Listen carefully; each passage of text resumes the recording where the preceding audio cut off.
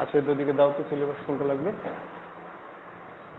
আমি লাস্ট একবার দেখে নিচ্ছি দিয়ে আর দেখবো না, না তোমাদেরও তখন বিরক্ত লাগবে। যাই হোক, তো এই সিলেবাস তো তোমরা সব জায়গাতেই পাবে, যে কোনো বই কেনো WBCS রিলেটেড প্রথম পেজে লেখা থাকে, ওয়েবসাইটে পাবে, PSC ওয়েবসাইটে, নর্মাল ওয়েবসাইটে, সব জায়গায় পাবে।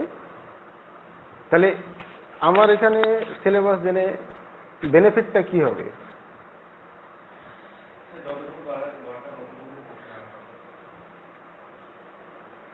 আমি বলে দিয়ে দিয়ে তখন জিজ্ঞেস করবো, আমি প্রশ্নোত্তর একটা পর্ব রাখবো।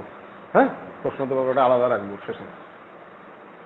তো তোমাদের মূল যে আমি যেটা বলতে চাইবো আজকে সেটা হচ্ছে যে সিলেবাসে যেটা আছে সেটা তোমরা কিভাবে প্রিপারেশন নেবে। এটা তো সব জায়গায় থাকবে না, তাই না? সিলেবাসটা থাকবে সব জায়গায়, সিলেবাস তোমরা পেয়ে যাবে, কিন্তু সিলেবাসে যেটা আছে, যে জিনিসগুলো আছে মেনে বা প্রিলিমসে, সেটা কোন ওয়েতে প্রিপারেশন নেবে সেটাই আমার আলোচনার বিষয়। এবং তোমাদেরকে কোন দিকটাতে বেশি নজর দিতে হবে, আর ওভারঅল সব থেকে যেটা ইম্পর্টেন্ট জিনিস, তোমাদের WBCS প্রিপারেশন নিতে গেলে ডেলি তোমাদের কি কি ডিউটি পালন করতে হবে, সব থেকে এটা গুরুত্বপূর্ণ বিষয়। এটা তোমরা সবাই মন দিয়ে শোনার চেষ্টা করবে, যে ডেলি আমার কম্পালসারি ডিউটি কি কি থাকবে।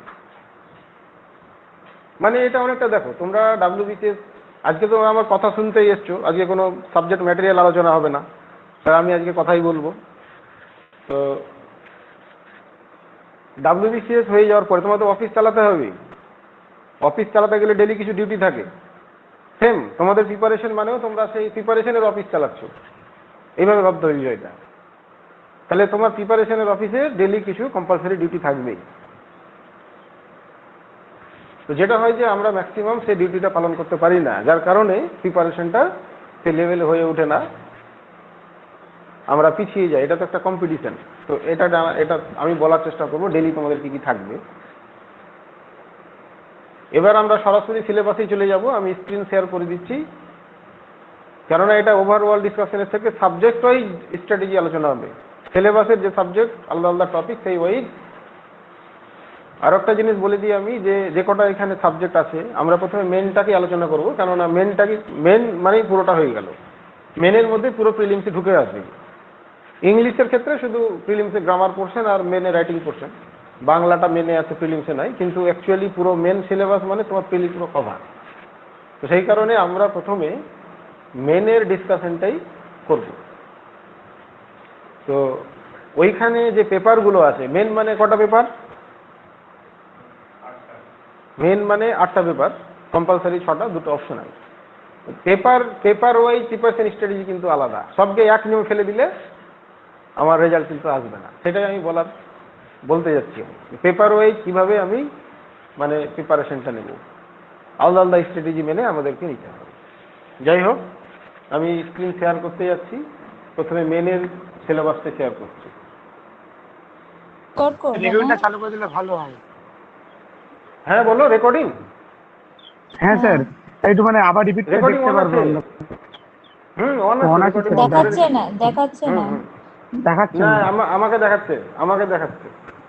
হ্যাঁ ঠিক আছে, আমাকে দেখাচ্ছে। এদের একটা মাঝে মধ্যে আপডেট হয়, তখন আপডেট হলে ওদের ফিচার্স চেঞ্জ হয়। এটা কিছুদিন আগে আবার আপডেট হয়েছে, তো যেখানে নতুন নতুন আরো ফিচার্স ঢুকেছে আমি দেখলাম।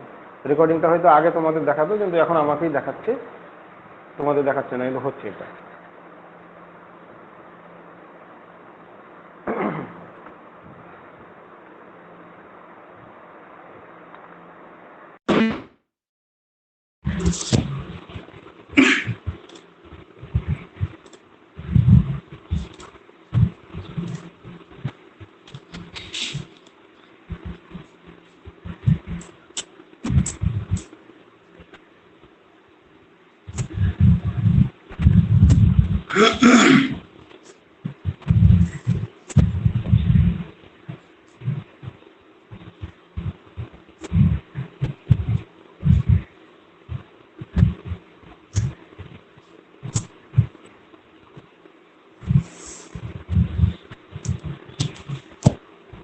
আচ্ছা, এই তোমাদের স্ক্রিন শেয়ার করা হয়েছে।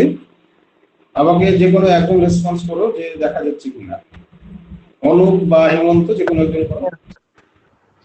বাট স্যার ইজিলি বোঝা হ্যাঁ যাচ্ছে না। হ্যাঁ হ্যাঁ স্যার দেখা যাচ্ছে, আচ্ছা আচ্ছা, দেখা যাচ্ছে। বোঝা যাচ্ছে হেমন্ত? হ্যাঁ স্যার, আমি তো স্যার বোঝা স্ক্রিনটাকে যাচ্ছে, আর একবার আমার রোটেট কাছে করুন না স্যার, যদি বোঝা যায় ভালো করে। আচ্ছা, এটা কি ইয়ে করে দেবো একবার স্যার একটু মোবাইলটা rotate তাহলে করুন। ঘুরিয়ে, যারা এটাকে পোর্ট্রেট আছে এটাকে ঘুরিয়ে দিই, তো ঘুরিয়ে দিয়ে দেখো তো হচ্ছে কি। দেখো এবার এবার কি বোঝা যাচ্ছে বেশি আগের থেকে? না স্যার আগেরটাই ঠিক ছিল। বোঝা যাচ্ছে তো, আমার আগেরটাই কাছে ঠিক ছিল? অসুবিধা লাগে না। ও, কারো কারো নেট কিছুর জন্য এটা হচ্ছে না।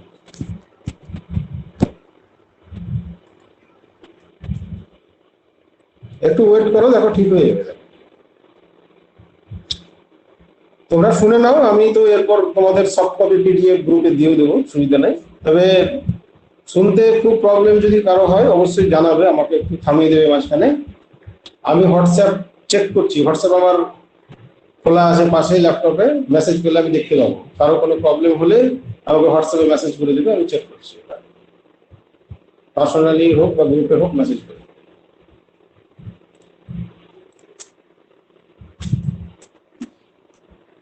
দেখো প্রথমে দেখে নাও কি কি আছে, যদি জেনে থাকো তবুও একবার আমাকে বলতেই হবে। আমি ধরে নিচ্ছি যে সিলেবাসটা কেউ জানে না। হ্যাঁ বলো, কি বলছো? হ্যালো, কেউ কিছু বলছো?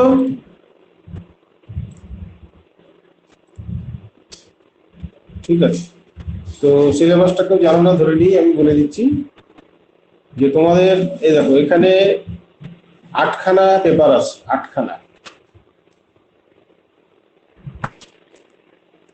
200 পার পেপার, তাহলে হয়ে গেল 1600।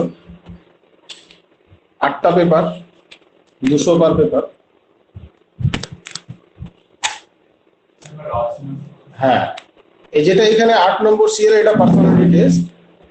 আর 7 নম্বর যেটা অপশনাল সাবজেক্ট, এখানে 2 পেপার আছে, অর্থাৎ এখানে দুটো, তাহলে এই যে 6টা আর অপশনালে দুটো মিলে 8টা। আর 8 নম্বর সিরিয়ালটা পার্সোনালিটি টেস্ট।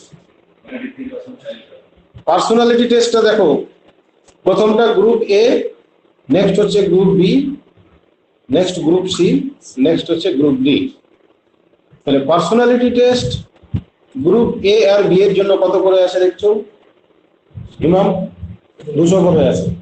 আর গ্রুপ সি এর জন্য 150, আর গ্রুপ ডি এর জন্য 100।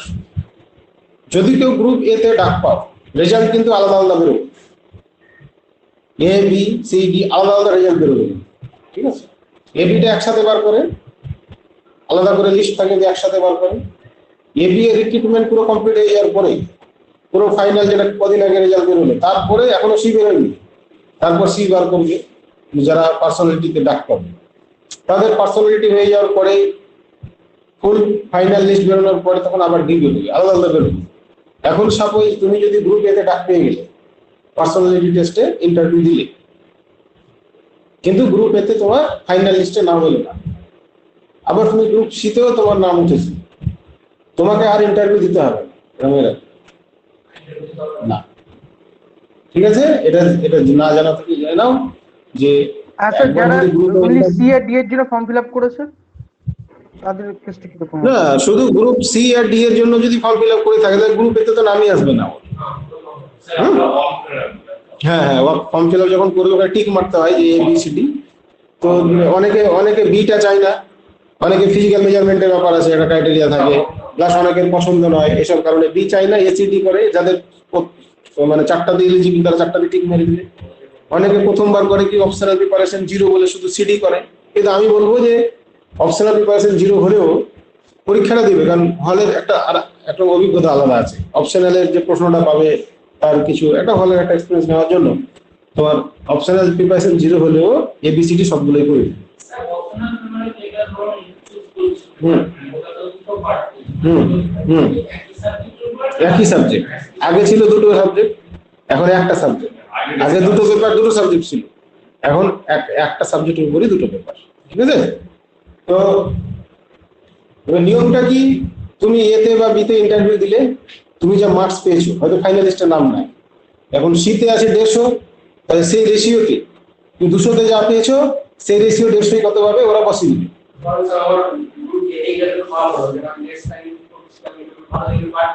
না, সেই সুযোগ দেবে না ওরা, সেই সুযোগ দেবে না। ঠিক আছে? যে তুমি গ্রুপ এতে ইন্টারভিউ ধরো খারাপ হয়েছে কোনো কারণে, তুমি ভাবছো যে না আমি সিতে নতুন করে ভালো করে ইন্টারভিউ দিতাম, সেই সুযোগ পাবে না। একবারই ইন্টারভিউ, হ্যাঁ, গ্রুপ এতে তুমি যা পাবে সেই রেশিওতে 150-তে ওরা বসিয়ে দিবে, আর গ্রুপ সি ডি এর জন্য 100-তে সেই রেশিওতে ওরা বসিয়ে দিবে। তাহলে পার্সোনালিটি ক্লিয়ার হয়ে গেল। ওরা পরে বলবো, হ্যাঁ পার্সোনালিটি, পার্সোনালিটিস নিয়ে ওটা পরে বলবো। ঠিক আছে? নরমালি তোমার যে সাবজেক্ট যে প্রিপারেশন তুমি নেবে মেনের জন্য, সেখান থেকে প্রশ্ন থাকবে কিছু, আর থাকবে কারেন্ট অ্যাফেয়ার্স থেকে থাকবে। ঠিক আছে? মানে সেই সময় গোটা দেশে কি চলছে, আগে কি কি ঘটনা ঘটলো তার উপর নলেজ রাখতে হবে, এবং তোমার ব্যক্তিগত কিছু নলেজ, সেটা লোকাল নলেজ হতে পারে, একাডেমিক নলেজ হতে পারে, বা কিছু সাধারণ জ্ঞান, এইসব নিয়ে তোমার থাকবে। বুঝা গেল? তার মানে তুমি সাবজেক্ট প্রিপারেশন যদি ভালো হয়ে যায়, তাহলে পার্সোনালিটি তুমি ফেলিওর হবে না। ঠিক আছে? এটা খেয়াল রাখবে, ইনক্লুডিং জিকে। হ্যাঁ, তাহলে পার্সোনালিটি টেস্ট হলো। এবারে আমরা আসবো পেপার 1 এবং পেপার 2। দেখো পেপার 1 আমি প্রথমে সাবজেক্ট গুলো বলে এরপর প্রিপারেশন স্ট্র্যাটেজি বলবো যে কোনটা কিভাবে প্রিপারেশন নিতে হবে। পার্সোনালিটির জন্য আমি বলে দেবো যে তোমরা ডেইলি কি কি খেয়াল রাখবে পার্সোনালিটির জন্য। ঠিক আছে? প্রথমে বলে দিই সাবজেক্ট গুলো। 1 আর 2 হচ্ছে language paper, paper 1 and paper 2 language paper এবং descriptive portion. This are descriptive portions, মানে এখানে 5টা আইটেম থাকে, বাংলা এবং ইংলিশে 5টা করে আইটেম থাকে, এক একটা 40। তাহলে 40 করে 5টা আইটেম কত হলো? 200 হয়ে গেল। 45 এ 200। কি কি আইটেম থাকবে একটু ভালো করে দেখে নাও, তোমাদের প্রিপারেশনের সুবিধা হবে যে কোনটা তোমাকে শিখতে হবে, কোনটা জোর দিতে হবে। দেখে নাও আইটেম গুলো এখানে পরিষ্কার উল্লেখ করে দিচ্ছে। বাংলা ও ইংলিশের আইটেম একই। প্রথমে কি আছে দেখো, সিলেবাসের দিকে তাকাও।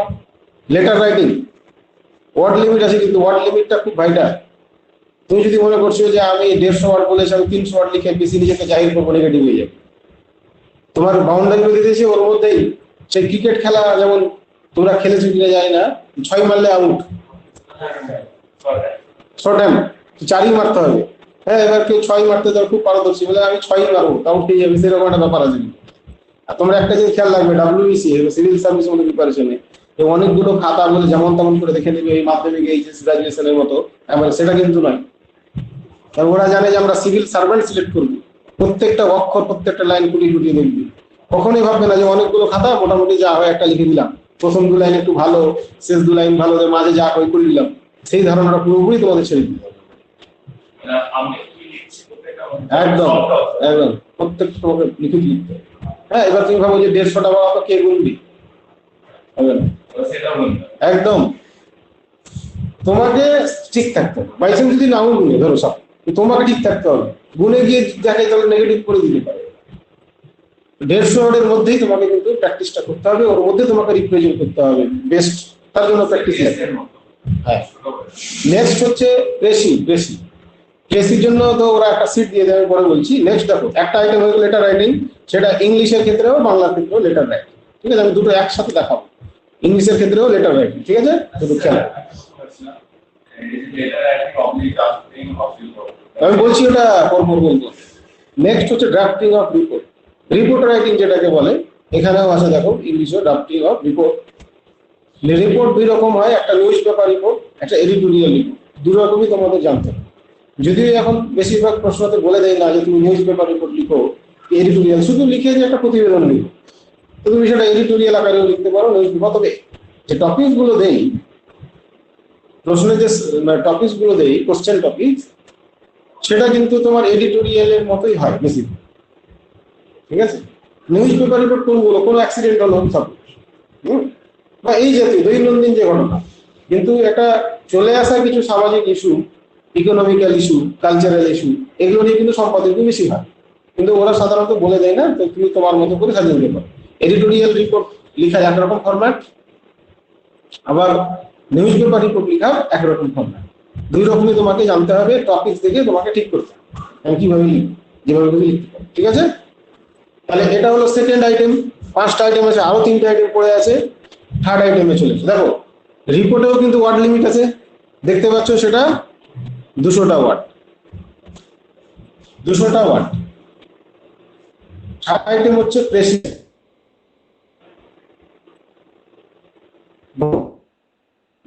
এবং ইংলিশেও কিন্তু প্রেসি রাইটিং। প্রেসি রাইটিং এ ওয়ার্ড লিমিট লেখা নেই, কিন্তু এখানে ওয়ার্ড তোমার কাউন্ট হবেই। কেন কাউন্ট হবে? ওরা একটা আলাদা সিট দেয় বেশি, যেখানে বর্গাকার ছক কাটা থাকে, বড় বড় বর্গাকার, এক একটা লাইনে নর্মালি 5টা করে ঘর থাকে। ঠিক আছে, মানে কটা ওয়ার্ড হলো সিটে লিখাই থাকে 5, তারপরে 10, 15, 20 করে লিখাই থাকে। মানে অটোমেটিক্যালি শেষ, তোমার শেষ লাইন কোথায় কোন মানে ঘরে শেষ হয়েছে দেখে ওরা বুঝে নেবে কত ওয়ার্ড। কত ওয়ার্ডে লিখবে বেশি নিয়ে ডিটেলস পরে আলোচনা করা হবে। তোমার নরমালি 1/3 হচ্ছে ম্যাক্সিমাম লিমিট, আমি একটু বলে দিচ্ছি। ম্যাক্সিমাম লিমিট, তার বেশি পড়া। এবার 1/3 থেকে তুমি যত কমাবে তত ক্রেডিট, 1/3 এর যত কাছাকাছি যাবে তত ডিসক্রেডিট। তোমাকে ভালো মার্কস যদি তুলতে হয় মিনিমাম 1/6, বুঝা গেল? অত ছোট 1/6 এর যত কাছে তোমরা, আমি রেকমেন্ড করবো 1/6 রেঞ্জে থাকবে। 1/3 একদম এন্ড লিমিট যাবে না, 1/4 to 1/6 রেঞ্জের মধ্যে থাকবে। এবার 1/6 এর যত কাছাকাছি তোমার করবে তত তোমার ক্রেডিট। কিন্তু শর্ত কিছু তো আছেই, শুধু এক লাইন লিখে দিলে তো হলো না। প্রেসি যেটা দেবে তোমাকে সেটা কম করে 2 থেকে 3 বার করতে হবে, সে বাংলা হোক ইংলিশ হোক।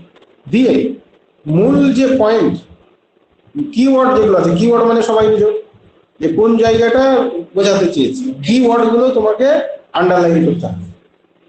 কিওয়ার্ড গুলো আন্ডারলাইন করতে হবে, যে তুমি 1 লাইন লেখো 2 লাইন লিখো, ওই 1 বা 2 লাইনের মধ্যে কিওয়ার্ড গুলো প্রত্যেকটা যেন ফুটে ফুটে, এটা কন্ডিশন।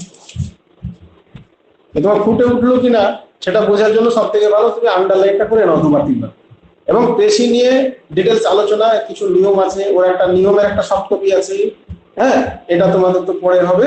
এবং পেশিটা কিভাবে লিখবে তো এটা তো শুনলে তো হবে না, এটা দীর্ঘ একটা প্র্যাকটিস লাগে। 40টা 50টা 60টা তোমাকে নিজে লিখে লিখে প্র্যাকটিসটা করতে হবে। কিওয়ার্ড গুলো খুঁজে একটা প্র্যাকটিস করতে হবে, সেটাকে ফুটিয়ে তোলা একটা প্র্যাকটিস। ওটা প্রিপারেশনের ব্যাপার চলে গেল, কি করতে হবে আমি বলি। তাহলে 1/6 যত কাছে তত তোমার, সাপোজ মনে করো 120টা শব্দ আছে, তাহলে 120টা প্যাসেজ যেটা দিয়েছে 120টা শব্দ আছে। 1/6 করলে কত হয়? 20। 1/4 করলে কত হয়? 30। তাহলে 20 থেকে 30 এর মধ্যে তুমি শব্দটা রাখবে। এবার 20 যত কাছে হবে তত তোমার ভালো। আর 1/3 আমরা যাবোই না, বুঝা গেল? 1/3 মানে 40টা বার। তো তোমার শব্দ অটোমেটিক্যালি কাউন্ট হবে, আলাদা সিট দিবে ওরা, সাদা পেজে কিন্তু না, খেয়াল রাখবে। এবং তোমরা এখানে যারা আছো আমি সেই সিটে প্র্যাকটিস করাবো, হ্যাঁ। যাই হোক, নিজেরা অনেকে সেই সিটগুলো তোমরা হাতেও বানিয়ে নিতে পারো সাদা পেজে, যারা হয়তো ধরো সেই সিটটা পাচ্ছ না। একটা সফট কপি যদি দিয়ে দিই আমি পেসি সিটের, দেখে দেখে তোমরা নিজে একটা বানিয়ে নিয়ে জেরক্স করে নিলে, কোনো ব্যাপার না, ওইভাবে প্র্যাকটিসটা করতে। তাহলে 3 নম্বর আইটেম আমাদের হয়ে গেল। বাংলা ইংলিশ একসাথে বলছি, 3টে আইটেম মানে কত মার্কস বললাম বলো তো? 120, এবং বাংলা ইংরেজি যোগ করে দাও 240 বলা হয়ে গেল। ঠিক আছে। 4 নম্বর আইটেম দেখো কম্পোজিশন, এটা ভালো করে বোঝার আছে কিন্তু। কম্পোজিশন, এখানেও কম্পোজিশন আছে। কেন বোঝার আছে? কম্পোজিশন থেকে প্রশ্ন বাংলা ইংরেজিতে 2 রকম দিচ্ছে, মিল না। যেমন ওখানে লেটার, এখানেও লেটার, ওখানে পেশি, এখানেও পেশি, রিপোর্ট। কিন্তু কম্পোজিশনের মধ্যে বেশ কিছু আইটেম হয়, সেই আইটেমগুলো এখানে লেখা নাই, কিন্তু কি ধরনের বিগত পরীক্ষাতে এসছে সেটা দেখে তোমাকে একটা লিস্ট করে নিতে হবে কম্পোজিশনে কি কি হয়, কি প্র্যাকটিস করতে। হ্যাঁ, কিছুদিন আগে মোটামুটি 2017 পর্যন্ত কম্পোজিশন একই প্রশ্নই থাকছিল বাংলা ইংলিশ। সেটা কি? সেটা হচ্ছে এটা আনসিন প্যাসেজ। কম্পোজিশন মানে রচনা, তোমাকে নিজে থেকে পরীক্ষা হলে মানে লিখতে হবে। কম্পোজিশনের বাংলা রচনা কম্পোজ করা। তো একটা জলের বোতল ছিল যে সাদা ছিল, নিয়ে চলে গেছে। এই জলটা কেমন আমি এই বোতলটা নিয়ে যাই, ওদের বলো যে এই জলটা কি তোমাদের, আর আমার সাদা বোতলটা থাকে নিয়ে চলেছে। হ্যাঁ, link করো। আর এই জলটা যদি ভালোভাবে দিয়ে দাও ওটা নিয়ে আসবে। আচ্ছা, ও চলে আসুক, ওকে শুনবে আবার। আজকে তোমরা যেটা শুনবে একটু ধৈর্য সহকারে শুনবে, বিরক্ত হবে না, তার কারণ তোমাদের ফুল স্ট্র্যাটেজি, ফুল প্রিপারেশন কিভাবে হবে তার আজকের উপর ডিপেন্ড করছে। আজকে 1 ঘন্টা যদি আমি বলি, সে তোমার পুরো লাইফ টাইম প্রিপারেশন এর উপর দাঁড়িয়ে আছে, তোমরা ফুল ওয়েট প্রিপারেশন। হ্যাঁ, তাহলে ধৈর্য সহকারে এটা শুনবে। কিন্তু 1 ঘন্টার জায়গায় যদি 10 মিনিট বেশিও লাগে তোমাদের তো ম্যানেজ করবে এটা। পুরো প্রিপারেশনটা এর উপর এখান থেকে তোমরা জানতে পারো কিভাবে নেব।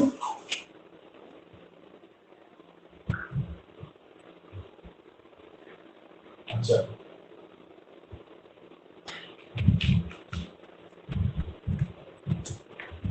তাহলে কম্পোজিশন থেকে 17 পর্যন্ত বাংলা ইংলিশে একই প্রশ্ন দিত, সেটা কি আনসিন প্যাসেজ। একটা 15-20 লাইনের প্যাসেজ দিল, যেটা বাংলাতে এখনো নেই, ইংলিশে দিচ্ছে না, ইংলিশে এখন এসে দিয়ে দিচ্ছে। তবে আরো বিকল্প কিছু হয় সেটা বলছি। তো আনসিন প্যাসেজটা 15-20 লাইনের একটা প্যাসেজ দিল, ওখান থেকে 4খানা প্রশ্ন থাকে, 10 কত হলো? 40 হয়ে গেল। তো 10 করে এক একটা প্রশ্নের মার্ক 10, আনসিন থেকে 4টা প্রশ্ন থাকে। এবার আনসিন তোমরা মাধ্যমিক উচ্চ মাধ্যমিকে যেটা করেছো, আনসিন প্যাসেজ থেকে অ্যান্সার হতো কি হতো না? ওই লাইন খুঁজে বসিয়ে দিলে অনেক সময় হয়ে যেত, কিন্তু এখানে সেটা হবে না। 10 থেকে 15 লাইনের প্যাসেজ, সেখান থেকে 4টা 10 নম্বরের প্রশ্ন। হ্যাঁ, এবার তোমার তার যে সে বাংলাদেশে ভাব সম্প্রসারণ করেছিল না মাধ্যমিক, সে ভাব সম্প্রসারণ তোমাকে জিনিস বুঝতে হবে, সেন্ট্রাল আইডিয়া তোমার নিজের মতো করে গুছিয়ে তখন লিখতে হবে। আর তুমি যদি লাইন খুঁজে লিখতে চাও, এক একটা প্রশ্নে 2 থেকে 3 লাইন বেশি বেরোবে না। তুমি 2-3 লাইন লিখে 10 মার্কে কত দিবে? বেশি দিবে না, 2-1 দিয়ে রেখে দিবে। তো ইনার মিনিংটা বুঝে তোমাকে এক্সপ্যান্ড করে লিখতে হবে। সেটা একদিক দিয়ে ভালো করেছে, বাংলা ইংলিশ দুটোতেই এটা দিচ্ছিল, এখন ইংলিশে সেটা দিচ্ছে না। ভালো, ইংলিশে এসে দিচ্ছে, তুমি এসে কারেন্ট অ্যাফেয়ার্সে যদি নলেজ থাকে, ডেইলি যদি পেপার যদি পড়ো তুমি, তাহলে ওর নলেজ মোটামুটি থাকবে, তুমি লিখতে পারো। তো বাংলাতে এখন যে টাইপসটা ফলো করছে, বাংলায় আনসিন প্যাসেজ থাকছে কম্পোজিশনে, আর ইংলিশে থাকছে এসে। বাংলায় কি থাকছে বললাম শামীম? আনসিন প্যাসেজ থাকছে 4টা প্রশ্ন, 4-10-40, আর ইংলিশে থাকছে এসে। ওখান থেকে অপশন থাকে, হয়তো কয়েকটার মধ্যে তোমাকে একটা লিখতে। তবে বিগত যদি পরীক্ষার প্রশ্ন যদি দেখা যায়, তাহলে দেখা যাবে যে এই দুটো ছাড়া কখনো কখনো ডায়ালগ রাইটিং এসেছে। ডায়ালগ রাইটিং সম্বন্ধে ধারণা আছে ইংলিশে, কিন্তু ইংলিশে যে 2 জনের কনভারসেশন, একটা টপিক বলে দিল যে এই টপিকের উপর 2 জনের কনভারসেশন দেবো। আগে মাধ্যমিক ছিল এটা, মাধ্যমিক যদি এখন দিচ্ছে না, তবুও বাই চান্স 1টা থেকে 2টো প্র্যাকটিস করে রাখা দরকার যদি দিয়ে দেয়। এই গেল তোমার কম্পোজিশন। তো 2টো হয়ে গেল, 4টা আইটেম হয়ে গেল, 4-10-40, 160। লাস্ট আইটেম হচ্ছে ট্রান্সলেশন। ট্রান্সলেশন বাংলাতে কি থাকছে দেখো, E2B। বাংলায় E2B মানে ইংলিশ থেকে যেটা বঙ্গানুবাদ বলে, যেটা মাধ্যমিকে ছিল বঙ্গানুবাদ। আর ইংলিশে তোমার থাকছে B2E, মানে বাংলা থেকে ইংরেজি ট্রান্সলেশন। এবার ট্রান্সলেশন গুলো মূলত কি থাকে, ইংলিশ থেকে যেটা বাংলা করতে দেই, অনেক সময় মোরাল স্টোরি গুলো থাকে, অনেক যেটা তোমাদের স্পোকেন স্পেশাল ইংলিশ ক্লাসে আমি করাচ্ছি। যেটা স্পেশাল ইংলিশ ক্লাসে, যেটা মোরাল স্টোরি ক্লাসে, ওদের কয়েক রকম অবজেক্টিভ আছে। একটা তোমাদের স্পোকেনের অভ্যাস হচ্ছে, আমার স্টোরি গুলো জানানো হচ্ছে, আর মোরাল স্টোরি আসলে কমনই থাকে। ছোট থেকে যারা মোরাল স্টোরি শুনে শুনে শুনে বড় হয়েছে না, বেশিরভাগ দেখবে তাদের কমন থাকে, একটা অনেক অ্যাডভান্টেজ আছে। তো যাই হোক, এছাড়াও তোমার বিভিন্ন টপিকসও থাকতে পারে, কোনো একটা জীবনী রিলেটেড থাকতে পারে। তো এই ট্রান্সলেশনের জায়গাগুলো তোমাদের সুবিধা হবে, তোমরা এডিটোরিয়াল পেজ যদি পড়ো, সেখান থেকেও কিন্তু এটা থাকতে পারে। তো মোটামুটি যা যা পড়া প্রয়োজন সেগুলো ঠিকঠাক ভাবে পড়তে পারলে প্রায় অনেক জিনিসই তোমার জানার মধ্যেই থাকে। ঠিক আছে? ট্রান্সলেশন যারা ইংলিশে ভালো তাদের পক্ষে দুটোই সুবিধা, বাংলা থেকে ইংলিশে করে দিবে, ইংলিশ থেকে বাংলাও করে দিবে। কিন্তু যাদের সেটার অভাব আছে তাদেরকে এটা জোর দিতে হবে, ভাবতে হবে যে আমাকে বাংলা থেকে ইংলিশ ট্রান্সলেট করতে গেলে কি করতে হবে, সেটা পরীক্ষার একদিন আগে হবে? পরীক্ষার একদিন আগে হবে? হবে না। তাহলে প্রিপারেশনের শুরু থেকে তার দিকে একটা ধ্যান থাকতে হবে। তোমাকে ট্রান্সলেশন শিখতে হবে, হ্যাঁ, তার জন্য আমি বলেছিলাম যে ডেইলি গল্প কটা করে লাইন লেখো, ছোট ছোট লেখাটা অভ্যাস করো। বাংলা থেকে ইংলিশ ট্রান্সলেশন করলে দুটোই তোমার হয়ে যাবে, তাই না? আর ইংলিশ ম্যাগাজিন তোমরা কারেন্ট অ্যাফেয়ার্সে করতে পারো, ওখান থেকে কারেন্ট অ্যাফেয়ার্সও জানা হয়ে গেল, ইংলিশ জানা হয়ে গেল। ইংলিশ নিউজ পেপার যারা নন বেঙ্গলি আছো তারা ইংলিশ নিউজ পেপার করতে পারো, কিন্তু যারা বেঙ্গলি আমি রেকমেন্ড করবো বাংলা নিউজ পেপার। কেননা কারেন্ট অ্যাফেয়ার্সে WBCS এ বিশাল কন্ট্রিবিউশন আছে, প্রায় 600-700, মানে তোমার 1200 কম্পালসারি, তার মধ্যে প্রায় 50% 600-600-র উপরে কন্ট্রিবিউশন আছে, বুঝেছো? যেটা কম্পারেটিভ সেটা পড়াই ভালো। যারা বাঙালি তারা কিন্তু বাংলা নিউজ পেপারই পড়বে, daily news A to Z, হ্যাঁ। আর যারা নন বেঙ্গলি তারা ইংলিশ পড়বে, কিন্তু যারা বাঙালি তাদের ইংলিশ শিক্ষার সোর্স কোথায়? তোরা কারেন্ট অ্যাফেয়ার্স ম্যাগাজিন পড়ো, বা একটা জিনিস করা যেতে পারে, উইকলি 1 ইংলিশ নিউজ পেপার। যে কোনো একটা দিন, শনি রবি বা যে কোনো একটা দিনকে তুমি ইংলিশ নিউজ পেপার কিনে এসে ওটাকে গোটা সপ্তাহ হতে পড়ো। কেন পড়বে? জাস্ট ওয়ার্ড জানার জন্য, কোথাও লিখার দরকার নেই, লিখে ওটা রিভিশন করা হবে না। পড়ো, ডিকশনারি দেখে নাও, সাথে সাথে পড়ো, ডিকশনারি দেখে নাও। ওইভাবে তুমি প্রত্যেক সপ্তাহে একটা করে যদি ইংলিশ নিউজ পেপার পড়ো, কয়েক মাস পর কিছু কি উন্নতি হবে না? বলো, কিছু উন্নতি হবে না? কি মনে হয়? কিছু কিছু নতুন ওয়ার্ড জানবে না? তাহলে এগুলো ডিউটি গুলো পালন করলে তবে তো। আর ইংলিশ তোমরা নিউজ পেপার পড়ো বা ম্যাগাজিন পড়ো, একটা জিনিস আমি বলে দিই, যে ইংলিশে যে লাইনটা আছে তোমরা মানেটা বুঝে নিলে বাংলায়, তো সেই বাংলা থেকে যদি ইংরেজি লিখতে বলা হয় পারবে? আর পারবে না। তাহলে কি করতে হবে? সেই বাংলা থেকে ইংলিশটা কিভাবে লিখেছে আবার তোমাকে মানে রিপিট করে ওটা দেখতে হবে, রিভিউ করতে হবে, রিভিউ। হ্যাঁ, মানে ইংরেজি থেকে বাংলা বুঝে নিবে তুমি, ইংরেজি থেকে বাংলা বোঝাটা সোজা, কিন্তু সেই বাংলাটা যখন আবার লিখতে দেবো, তাহলে কি করতে হবে? তোমাকে রিপিট বা রিভিউ করতে হবে যে সেই বাংলাটা ওরা কি করে রিপ্রেজেন্ট করবে, সেটাকে আবার দেখতে হবে।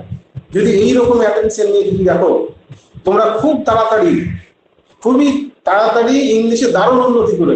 এগুলো হচ্ছে practical best way to learn English, কিন্তু এগুলো আমরা করতেই পারি না। সময় কিচ্ছু লাগবে না, তুমি মিনিট 15, আধ ঘন্টা, 30 মিনিট করে সময় দাও, 24 ঘন্টার মধ্যে কত দিয়ে কত সময় চলে। কিন্তু আমাদের সেই ব্রেন সেট আপই হয় না, আসেই না।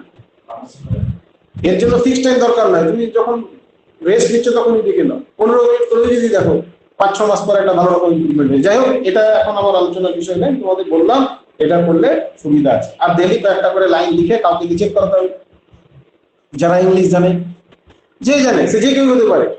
তুমি 5টা করে 5-6টা বেশি বড় লিখবে, দেখতে তার অসুবিধা হবে, বিরক্তি হবে। বেশি না, 5-6 লাইন করে লিখবে, উইদিন 10 লাইন, 10 লাইনের মধ্যে লিখবে, যে কোনো টপিক নিয়ে পেপার থেকে যে কোনো জায়গায়। গুগল ট্রান্সলেটর ইউজ করলে কি ঠিকঠাক পাওয়া যাবে?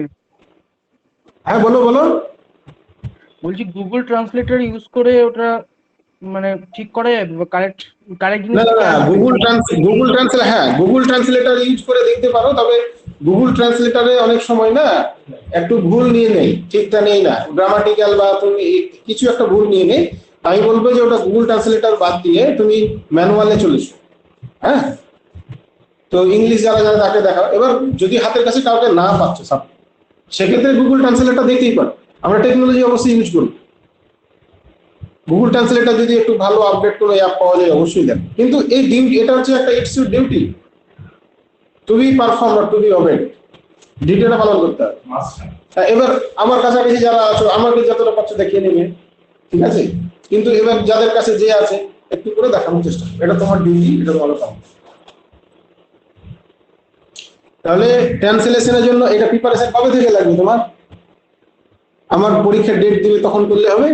হবে না, প্রিপারেশনের শুরু থেকেই লাগবে। এটা একদিন দুদিনের কাজ নয়, শুরু থেকেই লাগবে একদম। এবার যাদের বলবো যে যাদের সামনে প্রিলিমিনারি এক্সাম আছে, যদি কেউ কেউ আসো আমার এখানে সাপোজ, তাহলে তারা প্রিলিমসের পরে করবে। কিন্তু যারা ফ্রেশার, হয়তো 2022 ব্যাচ যারা, বা তারও নিচে আন্ডার গ্রাজুয়েট ব্যাচ যেটা আমি একটা চালু করেছি, তাদের হাতে এনাফ টাইম আছে, তোমরা এখন থেকেই করবে, আজ থেকেই করবে, আজ থেকেই করবে। এমন প্রিপারেশন করবে যে পরীক্ষার আগে যেন এর উপর আর তোমার টাইম না লাগে। পরীক্ষার আগে যেন আমাকে ট্রান্সলেশন আর শিখতে না হয়, কি রাইটিং শিখতে না হয়, আগে থেকেই করে নাও। পরীক্ষার আগে তোমরা জিএস রিভিশন করবে, জিএসটা রিভিশন না করলে তোমরা থাকবে সব ভুলে যাবে। পরীক্ষার আগে জিএস রিভিশন করবে, এগুলো যেন পরীক্ষার আগে এর জন্য টাইম না যায়, যে আমাকে রাইটিং এর জন্য পরীক্ষার আগে টাইম দিতে হচ্ছে, মানে তোমার জিএস রিভিশনও গেল, এটাও ভালো করে হবে না। তবেই কিন্তু সে র্যাঙ্ক করবে, করবেই র্যাঙ্ক, মানে একটা নিশ্চয়তা আছে বলবো। এগুলো মাথায় রাখার চেষ্টা করো। তাই দেখো আমি 5টা আইটেমই বলে দিলাম, কিছুটা ওয়ে আমি বলেছি। লেটার রাইটিং গুলো প্র্যাকটিস করতে হবে, রিপোর্ট প্র্যাকটিস করতে হবে, সবগুলো প্র্যাকটিস করতে হবে। এবং আমি বলবো যাদের পরীক্ষা দূরে আছে, 22 ব্যাচ বা ধরো যারা তারা আন্ডার গ্রাজুয়েট লেভেল থেকে আন্ডার গ্রাজুয়েট থেকে প্রিপারেশন দিচ্ছ, সপ্তাহে একটা করে আইটেম তো লিখতে হবে, বা দুটো করে যদি হয় তোমরা লিখো। লেখা তোমাদের কাজ, এবং সেটা চেক করিয়ে নেওয়া। এবং সব থেকে ভালো হয় যে গ্রামার মিস্টেক গুলো যদি কেউ ধরতে পারে, সব থেকে ভালো গ্রামাটিক্যাল মিস্টেক, ঠিক আছে? তো ওগুলো, এবং গ্রামাটিক্যাল মিস্টেক যখন ঠিক হয়ে যাবে, লেখার একটা তোমার সৌন্দর্য আছে। এবং রাইটিং এর উপর আমি পরে যদি সম্ভব হয় রাইটিং এর উপর একটা আলাদা সেশন নিয়ে আমি সেটা বলার চেষ্টা করি। কেননা তুমি স্কোর কি করে ভালো হবে ওটা একটা আলাদা টপিক। তুমি একটা রাইটিং কি করে শুরু করবে, এসে হোক বা রিপোর্ট হোক, সাম্প্রতিক কোনো এক্সাম্পল দিয়ে শুরু করতে হয়, ওটা পরে বলবো। এখন অত বলতে গেলে পুরো বিশাল লং হয়ে যাবে এটা সেকেন্ডটা। তাহলে বাংলা ইংলিশ 200 200 400 তোমাদের বলা হয়ে গেল, ঠিক আছে? তাহলে ফার্স্ট পেপার এবং সেকেন্ড পেপার প্রিপারেশন স্ট্র্যাটেজি একরকম হলো। এবারে আমরা আসবো 3 4 5 স্ট্র্যাটেজি। এটার আবার একরকম, ঠিক আছে? ভালো করে শুনবে। 3 4 এবং 5 এই তিনটে পেপার হচ্ছে তোমার ভাইটাল পেপার স্কোর করার জন্য। এর প্রিপারেশন স্ট্র্যাটেজি পেপার 1 2 এর সাথে মিলবে না, বা তোমার পেপার 6 এর সাথেও মিলবে না। এটা আলাদা স্ট্র্যাটেজি 3 4 5 3 4 5। এবার একটা জিনিস আমি বলি, অনেকেই আমরা করি এই 3 4 5 এর উপরই ম্যাক্সিমাম জোরটা লাগায়, বাকিগুলোর উপর জোর থাকে না, ওভারঅল স্কোর ভালো হয় না। কম্পালসারি তোমার 6টা পেপার, অপশনাল তুমি ছেড়ে দাও। কম্পালসারি 6টা পেপার 1200, আর এই 3 4 5 এ কত হয় 600। তুমি 600 এর উপরই যদি তুমি সবসময় টাইম দিয়ে দাও, তাহলে কত আসবে তোমার স্কোর? 1200 মধ্যে কমে গেল না? ওই 600 তুমি নেগলেক্ট করছো, বাকি 600 নেগলেক্ট করছো। আমি এখানে একটা এক্সাম্পল দিব।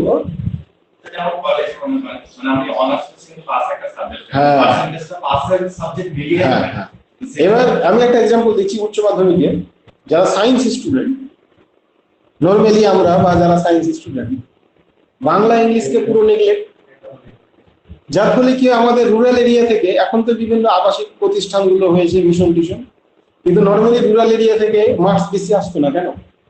বাংলা ইংলিশ পুরো নেগলেক্ট। ওই ম্যাথিক 6 থেকে 7 ঘন্টা ম্যাথ করছে, ফিজিক্স কেমিস্ট্রি থেকে, বায়োলজিতে অ্যাডিশনাল বলে কোনো মানে তোমার এই নাই, ওভারঅল স্কোর কিন্তু আসছে না। তবে দেখা গেল আগের বার যে এইচএস সব পরীক্ষা হয়নি, বাংলা ইংলিশ কিন্তু হয়েছিল আগের বার।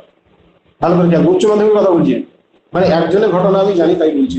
বিষয়টা এই কারণে বলছি, তোমাদের একটু জানা দরকার। আগের বার বাংলা ইংলিশ পরীক্ষা হয়েছিল, বাকিগুলো হয়নি। তো ওখানে 100তে 100ই পেয়েছিল বাংলাতে, একজন স্টুডেন্ট 100তে 100ই পেয়েছিল। ওর একটা ভিডিও দেখছিলাম, আমাদের মানে খুব পরিচিত প্রতিষ্ঠানেরই ও একজন আর কি, সেই কারণে আমি ভিডিওটা দেখতে পেয়েছিলাম। ওকে অনেকেই প্রশ্ন করছে বাংলায় 100তে 100 কি পাই, কি করে পাই বাংলা 100? তুমি যদি শ্রম দাও তাহলে তোমার মার্কস বাড়বে না? সবাই যেভাবে চলছে সেভাবে চললে সবার মতোই মার্কস আসবে। তুমি যদি আলাদাভাবে যদি একটু শ্রম দাও তাহলে কেন মার্কস আসবে? তো ও সেই স্ট্র্যাটেজিটা বলছিল। তো তোমাদের সেটা এখানে কাজে লাগাতে হবে, কারণ তোমাদের এখানে দুটো ল্যাঙ্গুয়েজ পেপার আছে, বাংলা এবং ইংলিশ। 200 200 400 আবার কম নাকি? 6টার মধ্যে দুটো মানে কত পার্সেন্ট হয় তুমি দেখো, তাই না? 6টার মধ্যে দুটো, 2/6 ইন্টু 100, 3 মানে প্রায় 33% মতো হচ্ছে ল্যাঙ্গুয়েজ পেপার কনফিউজ। তো ও যেটা বলছে যে আমি যেটা পরীক্ষার দিনে লিখবো,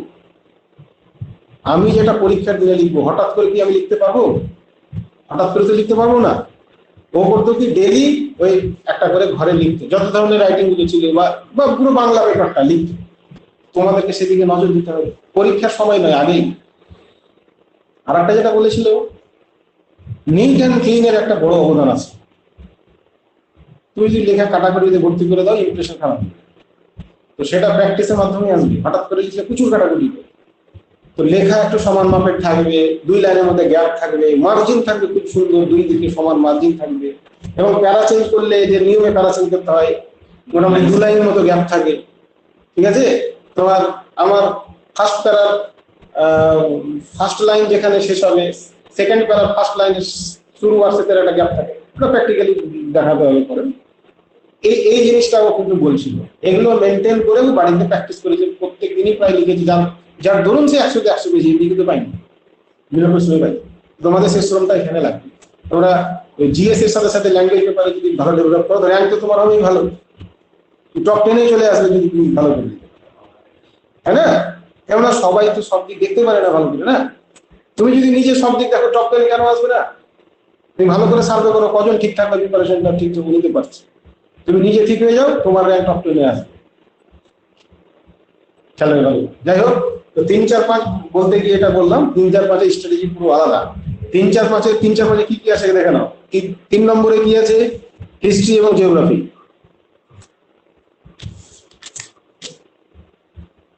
হিস্ট্রি এন্ড হচ্ছে জিওগ্রাফি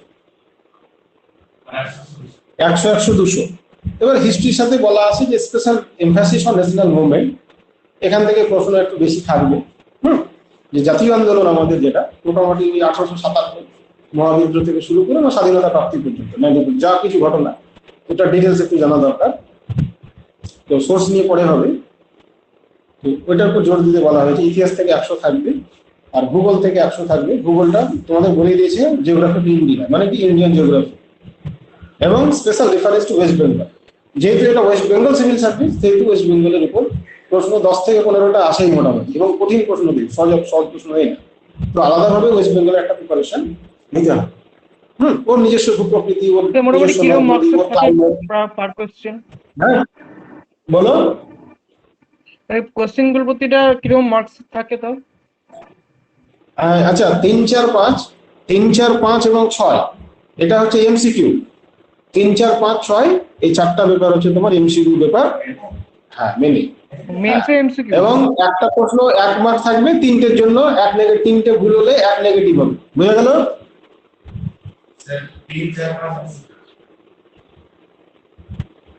বোঝা গেল?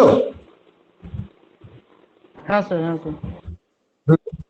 3, 4, 5, 6 4টা এমসিকিউ পেপার, শুধু ল্যাঙ্গুয়েজ পেপার তো ডেসক্রিপটিভ আর অপশনালটা ডেসক্রিপটিভ, ঠিক আছে? আর 3, 4, 5, 6 এমসিকিউ। তো হিস্ট্রি যেখানে এমফাসিস দিতে বলেছে national government, geography special reference to West Bengal. কি কি আছে আমি বলে দিই, তারপরে সোর্স বা স্ট্র্যাটেজি আমি বলছি। 100, 100, 200 হয়ে গেল। 4 নম্বর পেপার 4। আচ্ছা আমি বলি পেপার 3টাকে জিএস 1 বলে, মনে রাখবে। হ্যাঁ আমার পাশে লিখে নিতে পারো। পেপার 3 মানে জিএস 1, জেনারেল স্ট্র্যাটেজি 1। তোমাদের ওই মেন পরীক্ষাতে কিন্তু জিএস 1 লিখতে হবে, উপর লিখতে, যেখানে তোমার লিখতে হবে উপরে জিএস 1 লিখতে হবে। পেপার যেটা 4 সেটা জিএস 2, তো এখানে লেখা আছে তো, এই জেনারেল স্ট্র্যাটেজি 1, জেনারেল স্ট্র্যাটেজি লেখাই আছে, দরকার না। জিএস 2, আর পেপার 5টা জিএস 3, আর পেপার 6টা জিএস 4। এটা খেয়াল রাখবে। পেপার 4 এ কি আছে দেখো, সায়েন্স। জেনারেল স্টাডি ওই 1 এর ওগুলো তো সব এমসিকিউ আসবে নাকি মেনে? একদম একদম। জেনারেল স্টাডি 4টা পেপার, মানে যেটা পেপার 3, 4, 5, 6, পেপার 3, 4, 5, 6 আর জিএস 1, 2, 3, 4। পেপার 3টা জিএস 1, পেপার 4টা জিএস 2, পেপার 5টা জিএস 3, পেপার 6টা জিএস 4। এই 4টা 4 × 800, 200, 200 করে 800 মার্ক হচ্ছে এমসিকিউ। যাই হোক, তাহলে জিএস 2 তে কি আছে, সায়েন্স আছে, আর আছে তোমার জিকে কারেন্ট অ্যাফেয়ার্স। আমি বলে দিই জিকে কারেন্ট অ্যাফেয়ার্স মিলে থাকবে 100। আর সায়েন্সের সাথে কি কি আছে দেখো, science and scientific and technological advancement, মানে এসএনটি যেটাকে বলে, সায়েন্স এন্ড টেকনোলজি যেটাকে বলে একসাথে, ইনক্লুডিং এনভায়রনমেন্ট বা যেটা ইএনভিএস বলে, এনভায়রনমেন্টাল সায়েন্স। তাহলে science and technology including ENVS, এই 3টে মিলে 100 থাকবে। আর জিকে কারেন্ট অ্যাফেয়ার্স মিলে থাকবে 100। এই 100, 100, 200 এবং সব থেকে টাফ মানে লো স্কোরিং পেপার হচ্ছে এটা। মানে এখানে যদি 90 ক্রস করে যাও তাও অনেক, 200 এর মধ্যে। হ্যাঁ 100 যদি হয়ে যায় তো খুবই ভালো, 200 এর মধ্যে। ব্যতিক্রম যদি ঘটে যায় কোনো বছর খুব ইজি, সেটা আলাদা ব্যাপার। একটা কথা বলি, মেনের স্কোরটা সেই বছর কোশ্চেন স্ট্যান্ডার্ডের উপর ডিপেন্ড করবে। তো তবে আমরা একটা প্রেডিক্ট করব, কিন্তু সেটা কিন্তু ফাইনাল প্রেডিকশন নয়। যেমন 2019-এ হিস্ট্রি যে ভূগোল খুবই কঠিন প্রশ্ন হয়েছিল, কোয়ালিটি ইকোনমি মানে 2019-এর ওভারঅল মেনের প্রশ্নই কঠিন ছিল, বুঝা গেল? ভ্যাকেন্সি কম বলে কাট অফ কিছুটা হয় বেশি, তবুও 60-র উপরে তো যায়নি, আগে 60-র নিচেই ছিল। যাই হোক, তো এটা লো স্কোরিং পেপার। এবার আমরা অপটিমাম এখানে দায়িত্ব পালন করব, এমন দায়িত্ব পালন করব না যে আমার 2কে দেখতে গিয়ে আমার 1 আর জিএস 1 আর 3-4 মার্ক হয়ে গেল, মানে সেগুলো হাই স্কোরিং, আমাকে হাই স্কোরিং এ বেশি গুরুত্ব দিতে হবে। লো স্কোরিং এ স্কোরিং করতে গিয়ে এমন টাইম দিলাম যে আমার স্কোরিং গুলো মার্ক হয়ে গেল, সেটা বোকামো হয়ে যাবে। কিন্তু এগুলোই হচ্ছে টেকনিক্যালিটি লাগবে তোমার যদি কম সময় ইমপ্রুভমেন্ট করতে চাও, টেকনিক্যালিটি লাগবে, খেয়াল রাখবে। তো এবার সায়েন্সের মধ্যে কি কি থাকবে বলো? ফিজিক্স, কেমিস্ট্রি, বায়োলজি সায়েন্সের মধ্যে, এবং আর কি থাকবে? কম্পিউটার। সায়েন্সের মধ্যে কি কি থাকবে বললাম সবই? Physics, chemistry, biology and computer. আলাদা আলাদা সোর্স থেকে প্রিপারেশন নিতে হবে। হ্যাঁ, সব থেকে ফার্স্ট সাবজেক্ট এই পেপারে আছে। এবং লো স্কোরিং এর কারণ এটাই যে এখানে সায়েন্স থেকে অনেক প্রশ্ন তোমার নিট লেভেলের থাকে, নিট লেভেল, জয়েন্ট মেডিকেল বা ইঞ্জিনিয়ারিং এর সেই লেভেল থাকে। তো সেই লেভেল এখন কে প্রিপারেশন নেবে? সেই প্রিপারেশন নিলে ওই প্রিপারেশন নিতে হবে, ইতিহাস গুলো দেখতে পারবে, যার ফলে এখানে সাবজেক্টে কত মার্কস থাকবে? হ্যাঁ বলো। তো বলছি ইচ সাবজেক্টে কত থাকবে? ধরুন ফিজিক্সে কত, কেমিস্ট্রিতে কত, বায়ো না, ওটা ঠিক করা না। ফিজিক্স, কেমিস্ট্রি, বায়োলজি ঠিক করা না। ফিজিক্স, কেমিস্ট্রি, বায়োলজি, কম্পিউটার এবং টেকনোলজি এই কটা মিলিয়ে 100 থাকবে। তাতে কম্পিউটার থেকে উইদিন 10টার মধ্যে থাকবে, 10টার মধ্যে থাকবে। হ্যাঁ, এবার ইয়ের বেস থেকে কিছু প্রশ্ন থাকবে, আবার ফিজিক্স, কেমিস্ট্রি থেকে প্রশ্ন একটু বেশি আশা করতে পারে, ঠিক আছে? ফিজিক্স, কেমিস্ট্রি থেকে একটু প্রশ্ন এবং বায়োলজি বেশি আশা করবে, সেই তুলনায় কম্পিউটার থেকে খানিক কম থাকবে, আর ইএনভিএস থেকে কিছুটা কম থাকবে। কিন্তু তোমাকে মোটামুটি একটা মিনিমাম সোর্স থেকে 2% নিতে হবে। Physics, chemistry, biology, computer static source, ভালো করে শুনে নাও, নির্দিষ্ট বই থেকে তোমাকে করতে হবে। টেকনোলজি পুরোপুরি কারেন্ট অ্যাফেয়ার্স সোর্স, এটাও জেনে রাখতে হবে। টেকনোলজি এই লাস্ট 2 বছরে যে টেকনোলজি গুলো খবরে আছে, তো নতুন কোনো ইনভেনশন সেগুলো থেকেই দিবে। তোমাকে একটা ম্যাগাজিন বা তোমরা কারেন্ট অ্যাফেয়ার্স সোর্স করবে, সেখান থেকে হয়ে যাবে। প্লাস যদি কেউ আরো বেটার প্রিপারেশন নিব মনে করো, তার জন্য আছে, সেটা তখন বলা হবে, অসুবিধা কিছু নেই। কিছু ওয়েবসাইট আছে যেটা শুধু সায়েন্স আর টেকনোলজির উপরে, সেটা করা যেতে পারে। কারেন্ট অ্যাফেয়ার জিকে টুডে মানে জিকে টুডেরই একটা কারেন্ট অ্যাফেয়ার্স ভাগ, কারেন্ট অ্যাফেয়ার .gktoday.in। তো ওইখানে ভাগ করা আছে সায়েন্স, টেক, ইকোনমি, পলিটি সব ভাগ করা আছে। হ্যাঁ, তো সায়েন্স টেকে তুমি যদি ক্লিক করে দাও, তাহলে ডেইলি বেসিসে ওই টেকনোলজির উপরে যেগুলো আছে সেগুলোই তোমার থাকবে। তো অনেকের কাছে খুব চাপ হয়ে যায় বলে সবাইকে রেকমেন্ড এটা করা হয় না। কারেন্ট অ্যাফেয়ার্স তো ওভারঅল সব। কারেন্ট অ্যাফেয়ার্স এখন একটা ম্যাগাজিন সব থেকে ভালো সোর্স আছে, magazine monthly, yearly, half yearly একটা পাবলিকেশন। আর পরে ওয়েবসাইট সেম ওটাই। হ্যাঁ ওটাই, কিন্তু ওটা একটু ডিটেল মানে ভাস্ট, একটু প্রিপারেশন নেওয়াটা কঠিন, সেই কারণে অল্টারনেটিভ একটা ম্যাগাজিন ফলো করতে হবে। হ্যাঁ, ম্যাগাজিন। আর অনলাইনের এমসিকিউ এর জন্য অন্য ওয়েবসাইট আছে। যাই হোক, সোর্স নিয়ে পরে বলা হবে। তো এই গেল সায়েন্স পোর্শন নিয়ে আলোচনা। এবার হচ্ছে জিকে এবং কারেন্ট অ্যাফেয়ার্স মিলে 100 থাকবে। শোনো, জিকে এবং কারেন্ট অ্যাফেয়ার্স মিলে 100 থাকবে। জিকে থেকে কি প্রশ্ন থাকবে? স্ট্যাটিক জিকে হয় একটা, যে ভারতের প্রথম পুরুষ, ফার্স্ট মেল ফিমেল, বা ক্লাসিক্যাল ড্যান্স বা স্পোর্টস রিলেটেড যত যা স্ট্যাটিক জিকে তোমাদের 20টা টপিক দেওয়া হয়। তোমরা অনেকে ক্লাস করো, এটা 20টা টপিকস আছে, মানে ইম্পর্টেন্ট গুলো, প্লাস সবই জিকে। তবে একটা জিনিস ভালো লাগবে তোমাদের পরীক্ষা দিতে, দেখবে ইতিহাস থেকে এখানে কটা প্রশ্ন আছে যেগুলো সোজা। তুমি ইতিহাসে প্রিপারেশন নিচ্ছ ইতিহাস পেপারের জন্য, তাতে কিছু সহজ প্রশ্ন এখানে পেয়ে গেলে, ভূগোলের কিছু সহজ প্রশ্ন এখানে পাবে, পলিটির কিছু সহজ প্রশ্ন এখানে পাবে। কারণ বুঝতে পারছো, জিকে মানে কি সব বিষয় মিলিয়ে এখানে প্রশ্ন সেট হয়। স্ট্যাটিক জিকে তো আছেই।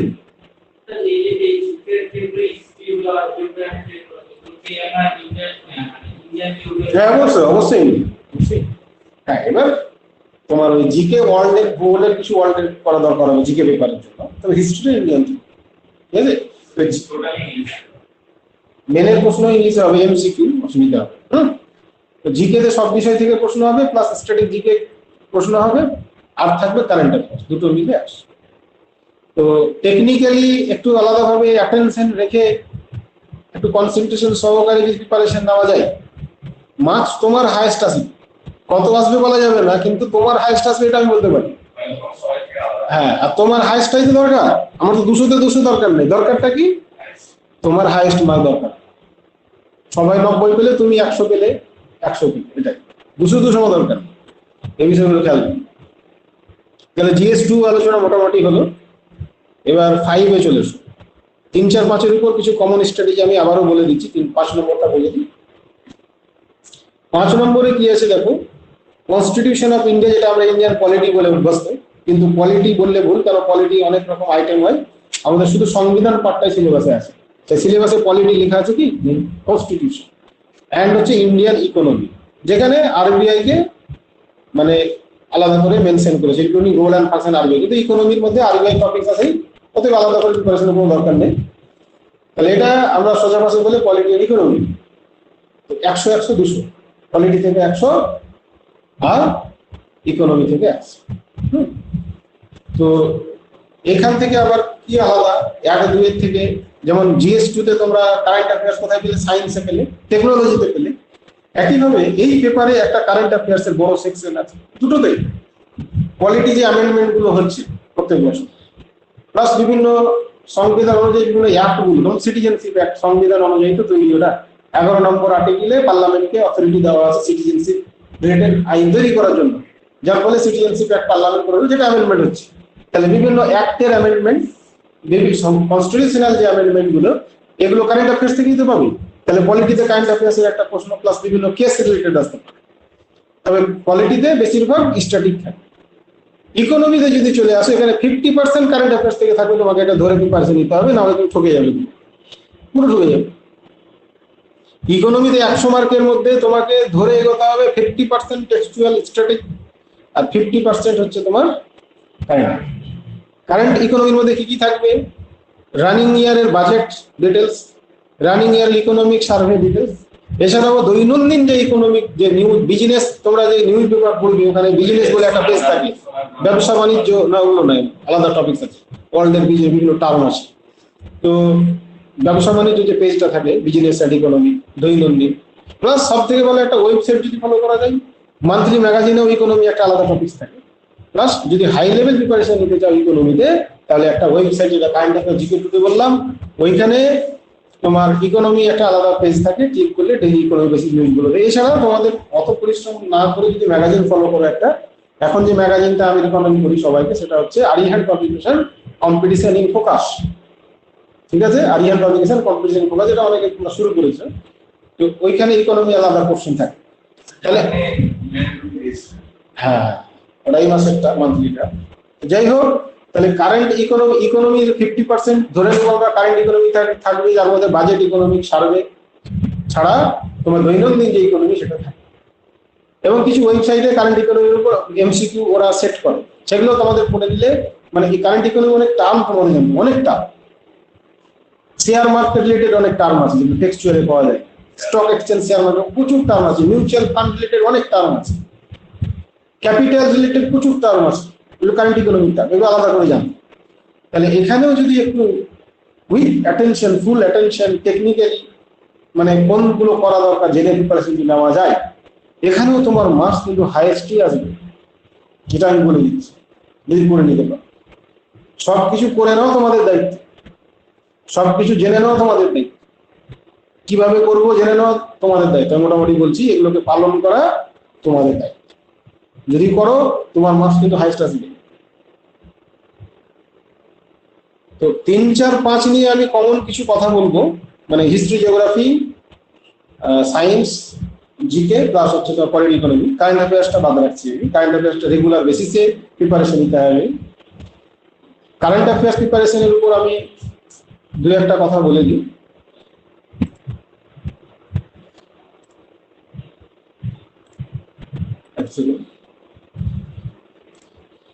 কারেন্ট অ্যাফেয়ার্স এর প্রিপারেশনটা যদি মনে করো পরীক্ষার আগের দিন নেবো কি 1 মাস আগে, তোমার যতটা মার্কস পাওয়া দরকার 30% আসবে না। পরীক্ষার 2 থেকে 3 দিন আগে 4 দিন আগে কারেন্ট অ্যাফেয়ার্স তুমি পড়ে নিতে পারো দিন রাত্রে, কিন্তু এমসিকিউ প্রশ্ন তোমার সব মানে মাথার উপর দিয়ে তখন আর কিছু মাথায় আসবে না, ভুলে যাবে, না কোনো নাম মনে আসবে, না কোনো নাম মনে আসবে, না কোনো কিছু মনে আসবে। তো এটা একটা তোমার রেগুলার ডেইলি বেসিসে কারেন্ট অ্যাফেয়ার্স নিতে হবে, জানতে জানতে জানতে থাকবে, রিপিট হবে অনেক, তখন এটা মাথায় থাকবে। তো আমি একটা জিনিস বলে দিই তোমাদের, যেটা আমি সব সময় বলি, সব থেকে বেশি জোর দিই, ডাব্লিউবিসিএস পেতে গেলে সব থেকে বেশি অবদান কারেন্ট অ্যাফেয়ার্সে। যদি এটা কেউ নেগলেক্ট করেছে, পরিশ্রম করে বেকার। তো একটা স্যার, জিনিস বলছিলাম- এখনো মানে ম্যাক্সিমাম, বলো। স্যার বলছিলাম যে এই আমাদের ডাব্লিউবিসিএস এই 2021 এটা তো 22শে আগস্ট হবে, তো কতদিন আগেকার কারেন্ট অ্যাফেয়ার্স মোটামুটি পড়তে হবে? এই 22শে আগস্ট ডেটটা বেশ কয়েকবার পিছিয়ে পিছিয়ে পিছিয়ে হয়েছে। নর্মালি পরীক্ষাটা হওয়ার কথা ছিল ফেব্রুয়ারিতে, তোমাকে ফেব্রুয়ারি ধরে করতে হবে। হ্যাঁ, তো ফেব্রুয়ারি ধরে করলে ফেব্রুয়ারি মাসের আমরা লাগে না, কিন্তু আমরা ওই একবার পিছানোটা ধরে নিচ্ছি। এটার মানে যেটা করা উচিত, এই 2021-এর ফেব্রুয়ারি পর্যন্ত করবে। 2020 প্লাস 2021-এর বাজেট যে ডেটে আর কি দেয়, সে বাজেট পর্যন্ত করবে, ঠিক আছে? আর তারপরের মাসগুলো মেনের জন্য করতে হবে, কিন্তু এখন এক্সট্রা করে লাভ নাই। প্রিলিমিনারি যারা দিচ্ছে, প্রিলিমিনারির পরে বা বিগত মানে ডিউ মান্থ গুলো করে নিন। তাহলে এই প্রিলিমিনারির জন্য তোমার 2021-এর ফেব্রুয়ারি বাজেট ওই পর্যন্ত করবে, ক্লাস করবে, ঠিক আছে? কেননা তোমাদের প্রশ্ন তো পিছিয়ে গেলে নতুন ভাবে তো সেট করে না, একবার সেট করে দিয়েছে, ওটাই কিন্তু দেবে তোমাদের। যাই হোক, তো দাদা current হ্যালো, affairs এর জন্য হ্যাঁ বলো। বলছিলাম যে কারেন্ট অ্যাফেয়ার্স কি মানে ডেলি বেসিসেই পড়তে হবে, নাকি তুমি যেভাবে পড়াচ্ছ ধরো মান্থলি বা হাফ ইয়ারলি সেই সময় পড়ে নিলে হবে, নাকি ডেলি বেসিসে রেগুলারই ওটা পড়ে যেতে হবে? আমি বলে দিচ্ছি কারেন্ট অ্যাফেয়ার্স কি করে করবে, সেই নিয়ে আমি 2-3 লাইন বলছি, ফোনে মন দিয়ে শুনো। কারেন্ট অ্যাফেয়ার্স এর জন্য ডেইলি তোমার কিছু ডিউটি থাকবে। 1 নম্বর ডিউটি, নিউজ পেপারটা পড়া। আমি বললাম যারা বাঙালি ক্যান্ডিডেট বাংলা নিউজ পেপারই পড়বে, যারা নন বেঙ্গলি ইংলিশ। ম্যাগাজিন তো পড়তেই হবে, ওটা হোমওয়ার্ক হিসেবে থাকবে, তোমার ওন ডিউটি। এটা তোমাকে পড়া ধরবে না, পড়া দেবে না, কিন্তু ডেইলি নিউজ পেপার পড়তেই হবে। এটা একটা নেশার মতো করে নিতে হবে, হ্যাবিট করে নিতে হবে। ঠিক আছে। তো এই নিউজ পেপার থেকে 30% 40% কারেন্ট অ্যাফেয়ার্স কভার হয়ে যাবে, 30 to 40%। এবং এই নিউজ পেপার থেকে তোমার রাইটিং এর মোটামুটি 60 to 70% কভার হবে। নিউজ পেপারের অবদানটা শুধু কারেন্ট অ্যাফেয়ার্স এর নয়, জিকেও কভার করবে, কারেন্ট অ্যাফেয়ার্স কভার করবে, রাইটিং এর 60 to 70% কভার করবে, প্লাস অন্যান্য বিষয়ও কভার করবে, হিস্ট্রি, জিওগ্রাফি, ইকোনমি, হিস্ট্রি নয় পলিটি, ইকোনমি, জিওগ্রাফি কভার করবে। News paper news paper daily পড়তেই হবে। পড়তেই হবে, যদি কিছু নোট করে রাখতে পারো পড়বে, নাহলে পড়তে হবে। নিউজ পেপার পড়ার একটা সুবিধা, যে কোনো গুরুত্বপূর্ণ জিনিস কয়েকদিন ধরে চলে কি চলে না, তো ওটা কয়েকদিন ধরে দেখতে বসেই যাবে তুমি, এটা একটা দিক। এছাড়া তোমার ম্যাগাজিন গুলো যেগুলো বেরোয়, লকডাউনের কারণে অনেক সময় মান্থলি ম্যাগাজিন ইস্যু হয়নি, তো তার half yearly magazine, annual magazine পাওয়া যায়। তবে যে ম্যাগাজিনটা মান্থলি পড়বে সেটাকে ইয়ার বুকটাও কিনে নিবে ওই একই ম্যাগাজিনের, তাহলে মান্থলি পড়ে পড়ে তোমার একটা নলেজ আছে। এবার পরীক্ষার আগে ইয়ার বুকটাকে রিভিশন করবে, যেটা আমি কম্পিটিশন ইন ফোকাস আরিয়াল পাবলিকেশনে বলছি। এইভাবে এছাড়া কারেন্ট অ্যাফেয়ার্স এর কিছু ইম্পর্টেন্ট টপিকস আছে যেগুলো থেকে প্রশ্ন দেই, যেমন অ্যাওয়ার্ডস, অস্কার, তোমার সিনেমা রিলেটেড কিছু, হ্যাঁ, প্লাস হচ্ছে আপকামিং স্পোর্টস ইভেন্ট, আগামী অলিম্পিক এই কখন হবে, আগামী বিশ্বকাপ ফুটবল কখন হবে, এই ধরনের মোটামুটি 25 থেকে 30টা টপিকস আছে, যেটা আমি একটা সিলেবাসের মতন করে অনেকে দিয়েছি। তো সেইটার উপর খেয়াল রাখা, এটা আলাদা একটা নোটবুক করবে, সেই টপিকস এর উপর তোমরা নিজে থেকে লিখে আপডেট করবে, যেটা পরীক্ষার আগে রিভিশন করা। এইভাবে নিবে। একটা জিনিস আমি বলি, সবকিছুর জন্য তোমরা যা কিছু করবে পরীক্ষার আগে রিভিশন করার মতো রেডি হবে, নাহলে বেকার। আমি অনেকে বলে স্যার আমি প্রত্যেকদিন আপনার করে কারেন্ট অ্যাফেয়ার্স আমি ইউটিউবে একটা লিঙ্ক থেকে শুনি। কদিন আগে একজন বলছিল, আমি বললাম যে তুমি যেগুলো শুনেছো কথা নোট করে রেখেছো, বলে না স্যার, তাহলে তোমার ওগুলো তো ভুলে যাবে, কি লাভ কি হলো, কিছুই লাভ হলো না। তোমরা অনেকেই আছো যে ইউটিউব থেকে বিভিন্ন জায়গা থেকে কারেন্ট অ্যাফেয়ার্স ডেলি শুনে, তো ওইটা পরীক্ষার আগে রিভিশন করার মতো তোমাকে রেডি রাখতে হবে, নাহলে বেকার। অবশ্যই ওটা কিন্তু শুনতেই পারো, হ্যাঁ। তবে যদি কেউ মনে করো যে আমি নিউজ পেপার পড়ছি, ম্যাগাজিনও পড়ছি, তার সাথে ইউটিউব একটা ভিডিও দেখলাম, দেখতে পারো, তাহলে কি হবে, সেম প্রশ্ন রিপিট হবে, সেক্ষেত্রে নোট করা দরকার নেই। কিন্তু যদি কেউ শুধুমাত্র ইউটিউব ডিপেন্ড হও তাহলে তোমাকে নোট করতেই হবে। বুঝা গেল জিনিসটা? আচ্ছা, দাঁড়া, এটা আমার অফ হয়ে গেছে। হ্যাঁ, তাহলে এবার কারেন্ট অ্যাফেয়ার্স নিয়ে বললাম। হ্যাঁ বলো। স্যার মেন্সে এক্সামের টাইমিং কিরকম থাকে? 3 ঘন্টা করে থাকে, 200 মার্কে 3 ঘন্টা করে থাকে। হ্যাঁ, সব পেপারেই 3 ঘন্টা করে থাকে। একদিনে 2টো করে পেপার হয়, ঠিক আছে? একদিনে 2টো করে পেপার হয়। প্রথমে 3 ঘন্টা হয়ে গেল, মাঝে একটা টিফিন ব্রেক দিবে, খাবার দিয়ে আবার 3 ঘন্টা, মানে 6 ঘন্টা করে তোমাকে খেয়ে দেবে দিবে। এবং সেটা 4 দিন চলবে, 8খানা পেপার অপশনাল সহ। এবার নর্মালি অপশনালের আগে একদিন ছুটি দেয় ওরা, পরপর 4 দিন চলে, কিন্তু অপশনালের আগে একদিন ছুটি দেয় নর্মালি। এবার সেটা যদি ওদের কোনো ডেটের সাথে ক্ল্যাশ করে যায়, মনে করো কোনো একটা গুরুত্বপূর্ণ ডেট পড়ে গেল, সেক্ষেত্রে পরপর, যেমন আগের দুবার পরপর 4 দিনই হলো, এবারে নতুন ডেট দিয়েছে, একদিন ছুটি দিয়েছে। তার আগে অপশনালে একদিন করে ছুটি ছিল প্রত্যেকবার, কিন্তু আগের দুবারে দেয়নি। তার কারণ হচ্ছে ওই কোনো গুরুত্বপূর্ণ ডেট ক্লাস করে যাচ্ছিল। তো 4 দিন হবে মনে রাখো, সেটা অপশনালে একদিন ছুটি পেতে পারো। দিনে 2টো করে পেপার, 3-6 ঘন্টা। মানে পুরোনো যারা উচ্চ মাধ্যমিক, ওল্ড এইচএস যারা দিয়েছো না, 2000 মোটামুটি 6 পর্যন্ত নাকি, তারা কিন্তু 2টো করে পেপার দিয়েছে উচ্চ মাধ্যমিক 3 ঘন্টা করে। ওদের একটা অভ্যাস আছে। তো ওটা একটা পরীক্ষার ফেজে থাকবে, আগে থেকে প্রিপারেশন থাকবে, রিভিশন, তোমার এ টু জেড রিভিশন করার টাইম থাকবে না। ওই কিছু জিনিস তোমাদেরকে গুছিয়ে রাখতে হবে, যে আমি রাতে কি দেখবো, সকালে কি দেখবো। দুটো পরীক্ষার মাঝে 1 ঘন্টায় হয়তো কয়েকটা টপিক যেটা ভুলে যাচ্ছে তোমার নিজের উইক পয়েন্ট অনুযায়ী, সেটা তোমরা প্রিপারেশন নিলে ওটা তোমরা নিজেরা ঠিক করে নিতে পারবে। এই হচ্ছে বিষয়। 3-6 ঘন্টা করে পরীক্ষা, পার পেপার 3 ঘন্টা করে সময়। ওটা 10টা থেকেই হয়ে যাবে, 10টা থেকে 1টা, আর হ্যাঁ 2টো থেকে 10টা, ঠিক আছে?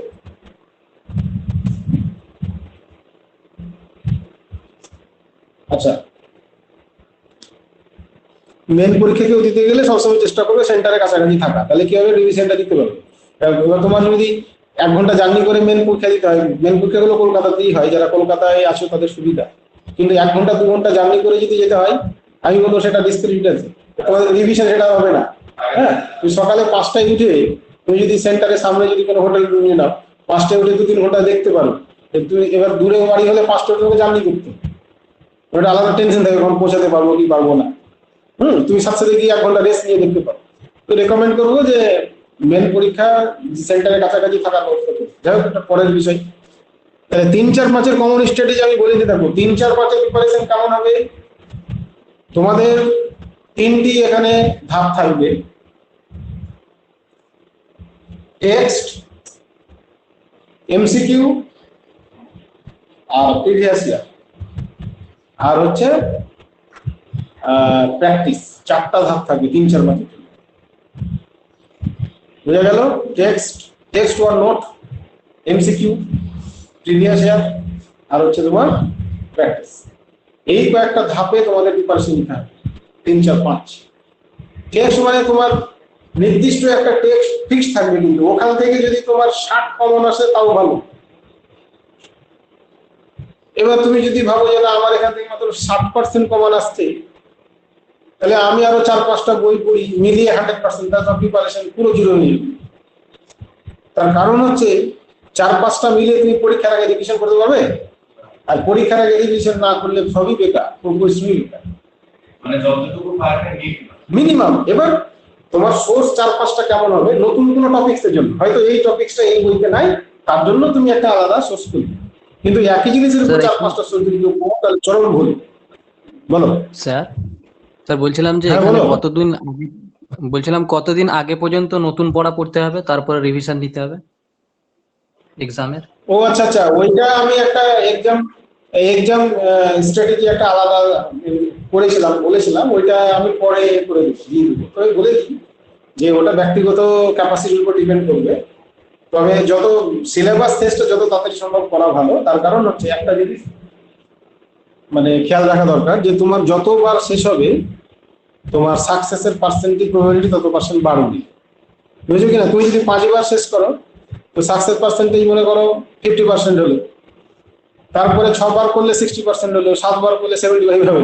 তুমি যতবার শেষ করবে তোমার সাকসেস পার্সেন্টেজ ততবার কিন্তু বেড়ে যাবে। সেটা তুমি যত তাড়াতাড়ি 2 মাসে 5 বার শেষ করলে প্রবাবিলিটি বেড়ে যাবে, বুঝতে পারছো? কিন্তু তোমার যা পড়া সেটা তো করতেই হবে। এখানে একদম সোর্সের উপর সাজেশন চলবে না, সোর্সটাকে পড়তে হবে। তো এবার যদি মনে করো যে আমি টেক্সটকে 1000 বার রিভিশন দিয়ে পরীক্ষা দিয়ে যাবো, পরীক্ষা ফেল করবে, এই নিয়মগুলো জেনে নাও কি করে তোমার কাজে লাগবে। আমরা অনেকেই প্রিপারেশন করে প্রচুর, কিন্তু কাজ আসে না। কেন আসে না? জিনিসগুলো ভুল হয়। সাপোজ তুমি মনে করো একটা টেক্সটে আমি 1000 বার পড়ে তোমাকে যেখান থেকে প্রশ্ন করছে তুমি অ্যান্সার দিতে পারছো, পরীক্ষায় তাও ফেল করবে, কারণ 4টা ধাপই তোমার লাগবে।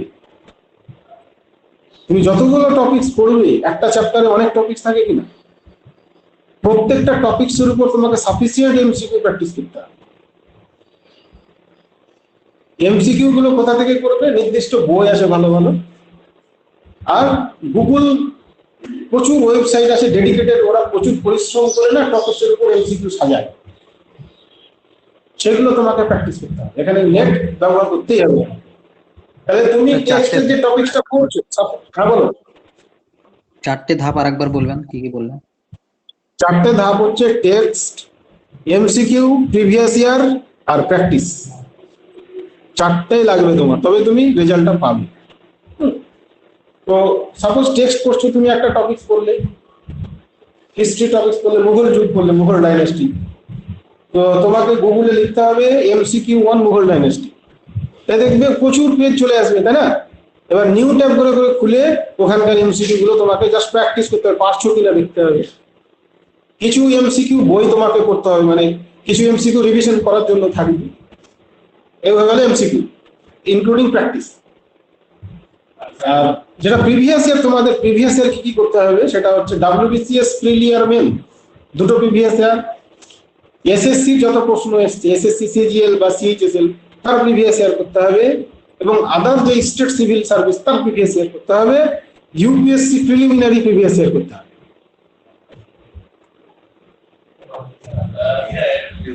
আচ্ছা, নার্গিস পারভিন আমাকে হিন্দিতে বলতে বলছে, তুমি একটু বোঝার চেষ্টা করো। কেননা হিন্দিতে আমি খুব কমফোর্টেবল নয়, বাংলার সাথে ইংলিশটা পারবো, কিন্তু ইংলিশে অনেকের সমস্যা হতে পারে। এটা একটু ভেতর থেকে বোঝার জিনিস আছে, নাহলে সমস্যা। তুমি যতটা বছর বোঝার চেষ্টা করো।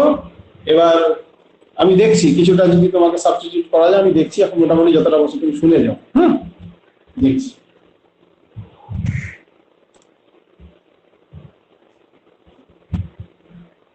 এর জন্য বইয়ের কিছু নাম বলছেন তাহলে ভালো হতো। হ্যাঁ, ওগুলো পরে বলা যাবে।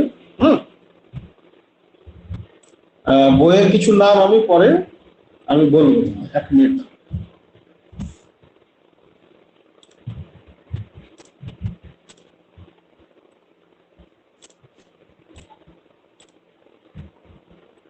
একটু সময় লাগবে, আরো 30 মিনিট তো আরো লাগবে, নাহলে কমপ্লিট হবে। এটা তো আমি রোজ রোজ বসতে পারবো না। আজকে বসলাম, আবার 6 মাস পরে হয়তো বসবো।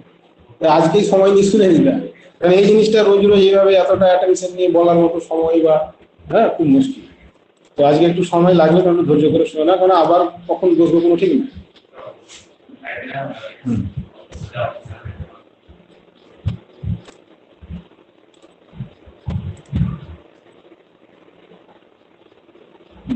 যাই হোক, তো প্রিভিয়াস ইয়ার কি করতে হবে বললাম ইমাম হাসান?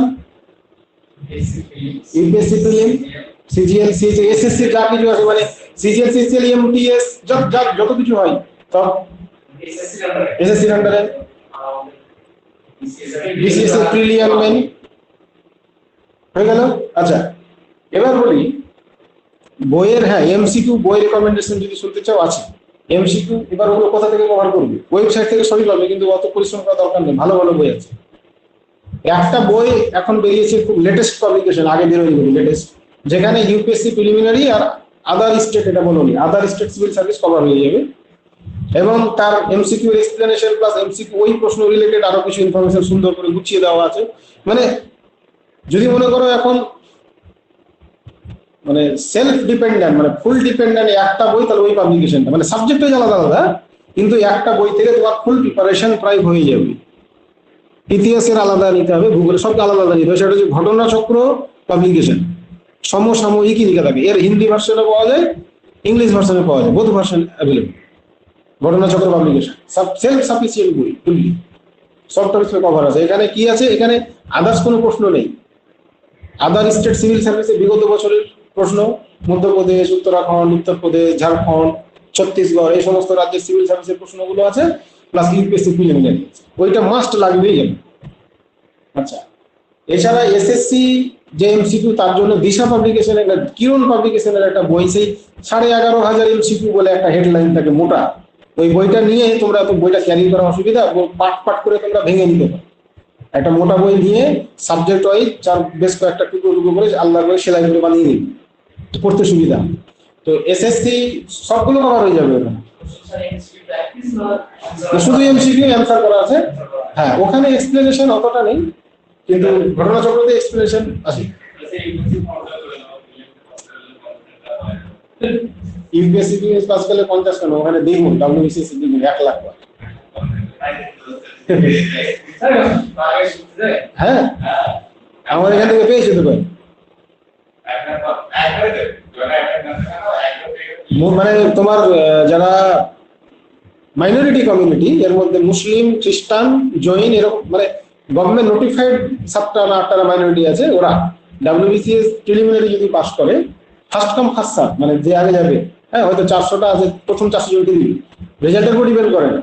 আজকে রেজাল্ট বেরোলো, আজকে অ্যাপ্লাই করে দাও, এপিডেভিট তার জন্য যা যা লাগবে যাবে নিয়ে 50,000 টাকা কয়েক মাসের মধ্যে ঢুকে যাচ্ছে। ফর্ম বেরোবে না, এটা কন্টিনিউয়াস বেসিস, তোমার রেজাল্ট বেরোলে তুমি অ্যাপ্লাই করো। আমাদের ওয়েস্ট বেঙ্গল সিভিল রেজাল্ট বেরোলে অ্যাপ্লাই করে দিবে। না, ওটা প্রিপারেশনের জন্য, ওটা 9 উড়ান স্কিমটার নাম, 9 উড়ান স্কিম, ঠিক আছে, সেন্ট্রাল গভর্নমেন্ট স্কিম। ইউপিএসসি প্রিলিমিনারির জন্য 1 লক্ষ টাকা, ঠিক আছে। যাই হোক, ওগুলো পরে হবে। তো তাহলে এমসিকিউ এসএসসি গুলো কভার করবে, কিরণ পাবলিকেশনের বইটা আছে, বিকল্প আরো পেতে পারো, কোনো অসুবিধা নেই, কিন্তু প্রশ্নগুলো লাগবে। আর ডব্লিউবিসিএস প্রিভিয়াস এবং মেনের জন্য, হ্যাঁ বলো স্যার। ডব্লিউবিসিএস এর জন্য যেটা বললেন, ওটা কি পাবলিকেশন বললেন? ওটা ওই যে বইটা বললাম, ঘটনাচক্র পাবলিকেশন, ঘটনাচক্র পাবলিকেশন, ঠিক আছে স্যার। সমসাময়িক, ওটা অনলাইনেই পাওয়া যায়, বইয়ের দোকানে অ্যাভেলেবল না। কলেজ স্ট্রিটে আমি খোঁজ দিয়েছিলাম, ওখানে হিন্দি ভার্সনটা এসছে, ইংলিশ ভার্সন আসে, মানে এটা প্রচুর পপুলারিটি পেয়েছে এটা। যাই হোক, ডব্লিউবিসিএস প্রিভিয়াস এর জন্য বই কিনে পাওয়া যায়, তোমরা কিনতেই পারো। স্বামী সরকারি স্ক্যানার বই বা আরো বিভিন্ন বই আছে, প্লাস ওয়েবসাইট থেকেও ডাউনলোড করতে পারো, দেখুন, কিন্তু করতে হয়। এই তো কভার হয়ে গেল ডব্লিউবিসিএস, ইউপিএসসি আর আদার স্টেট একটা বই থেকে হয়ে গেল ঘটনাচক্র। ডব্লিউবিসিএস এর আলাদা প্রিভিয়াস এর বই পাওয়া যায়, আর এসএসসির জন্য কিরণ বা আদার নেট থেকে নিতে পারো। বই কিনে নিলে ভালো, তোমার সুবিধা, দাগ দিয়ে পড়বে, পাশে নোটও করতে পারবে, সুবিধা আছে সবসময় বই কিনে। আচ্ছা, তাহলে টেক্সট হলো এমসিকিউ হয়ে গেল, প্রিভিয়াস ইয়ার হয়ে গেল। আর প্র্যাকটিসটা বললাম যে যা পড়বে এমসিকিউ আর নোট গুগলে সার্চ করে এটা প্র্যাকটিস করতে থাকবে। আর আরো কিছু ওয়েবসাইটে কিছু এমসিকিউ আছে যেটা নিজেরা করতে পারবে, আমার ভাই যারা আসবে মোটামুটি দিয়ে দিই। আর প্র্যাকটিসের মধ্যে যেটা পড়বে, টেস্ট বা এক্সাম, এটা লাগবে। টেস্ট বা এক্সাম তোমাকে দিতে হবে, তুমি কত পাচ্ছ। হ্যাঁ, মক টেস্ট, ক্লাস টেস্ট, এগুলো সেটা তুমি এখন তো আমার গাইড থেকে যেমন পাবে, বিভিন্ন এখন অ্যাপও আছে না, দেখবে গ্রেড আপ বলে একটা অ্যাপ আছে, এখানে পরীক্ষা দেওয়া যায়, তোমার র্যাঙ্কিং, প্রচুর অ্যাপ আছে, অ্যাপ থেকেও তোমাকে পরীক্ষা দিতে হবে, নিজেকে জাস্টিফাই করতে হবে। পরীক্ষা দিতে যাওয়ার আগে নিজেকে জাজমেন্ট করে যেতে হবে, যেন আমি প্রিপেয়ার দিই, শুধু পড়ে নয়, স্কোর করে যেতে হবে। আমি পরীক্ষার আগে, ফাইনাল পরীক্ষা যখন আসবে, আগে মক টেস্ট দিতে হবে, মক টেস্টে আমি কত পাচ্ছি দেখে পরীক্ষা দিতে হবে। এই মক টেস্ট গুলো কম নম্বর পাচ্ছ না, পরীক্ষার কোনো মিরাকল ঘটবে না, বেশি মার্কস পাবে। মনে করো প্রিলিমিনারিতে তোমার 65% ধরো লাগবে, 130 এর উপর লাগবে। তুমি মক গুলোতে 130 এর উপর কোনোদিন পেলে না, ফাইনালি জীবনে পাবে না 130 এর উপর। তো তার আগে আবার একটা মকে 130 পেলে হবে না, কম করে 8 থেকে 10টা মকে পাওয়াটা প্রয়োজন, দরকার।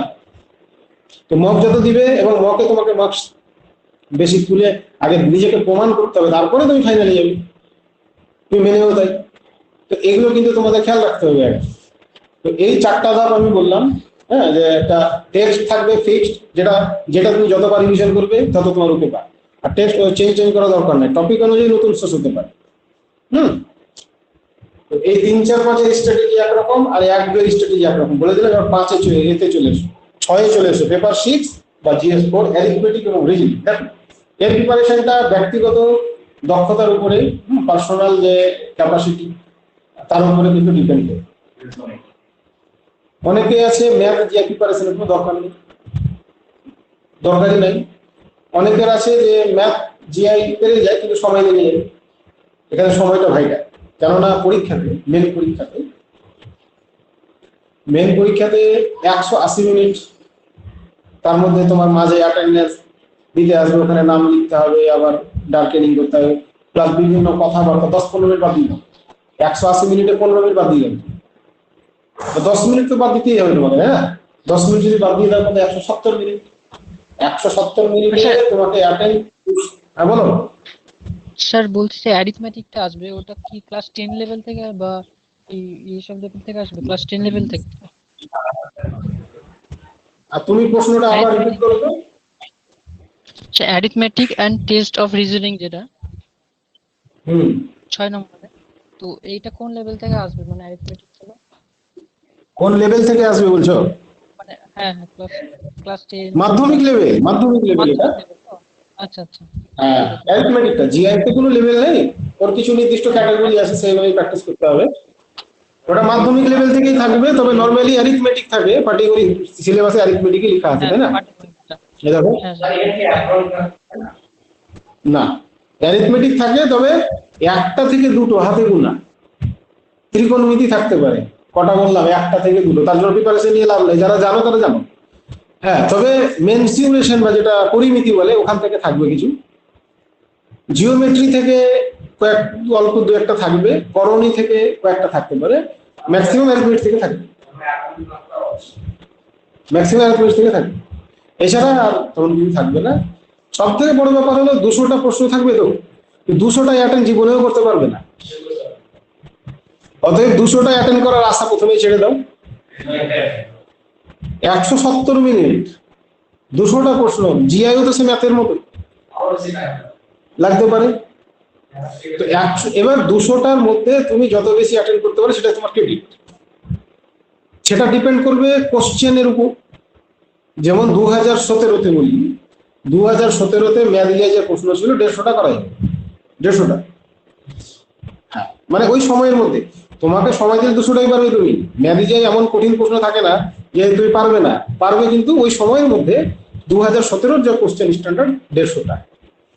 18-তে আরো কম, 18-তে 120, 19-এ আরো কম, 19-এ 100 ক্রস করেছো মানেই ভালো। কেন বলো তো? কিন্তু তোমাকে সারাদিন সময় দিলে সবই পারবে। কারণটা হচ্ছে কোশ্চেন গুলো একটু লেন্দি, সব প্রশ্নের শর্ট প্রসেস হয় না। 2019-এ মনে হয় টাইম অ্যান্ড ডিস্টেন্স ছিল, যেটা ওই পার্টনারশিপের অঙ্ক ছিল, একটা চ্যাপ্টার প্রায় তুলে দিয়েছিল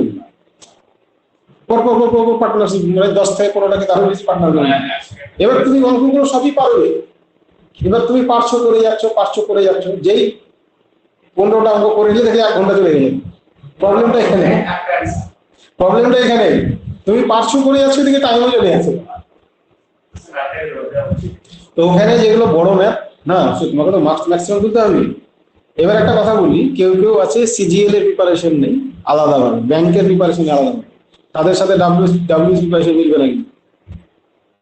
সিজিএস ব্যাংকের জন্য ওদের ম্যাথে আরো সময় কম থাকে, তো ওদের কি বলতো, তোমাদের এখানে জিএস এর ওয়েটেজটা তো বেশি, ওদের জিএস এর ওয়েটেজ 0, মানে 0 নয়, মানে 25%, বাকি 75% অন্য math GI English.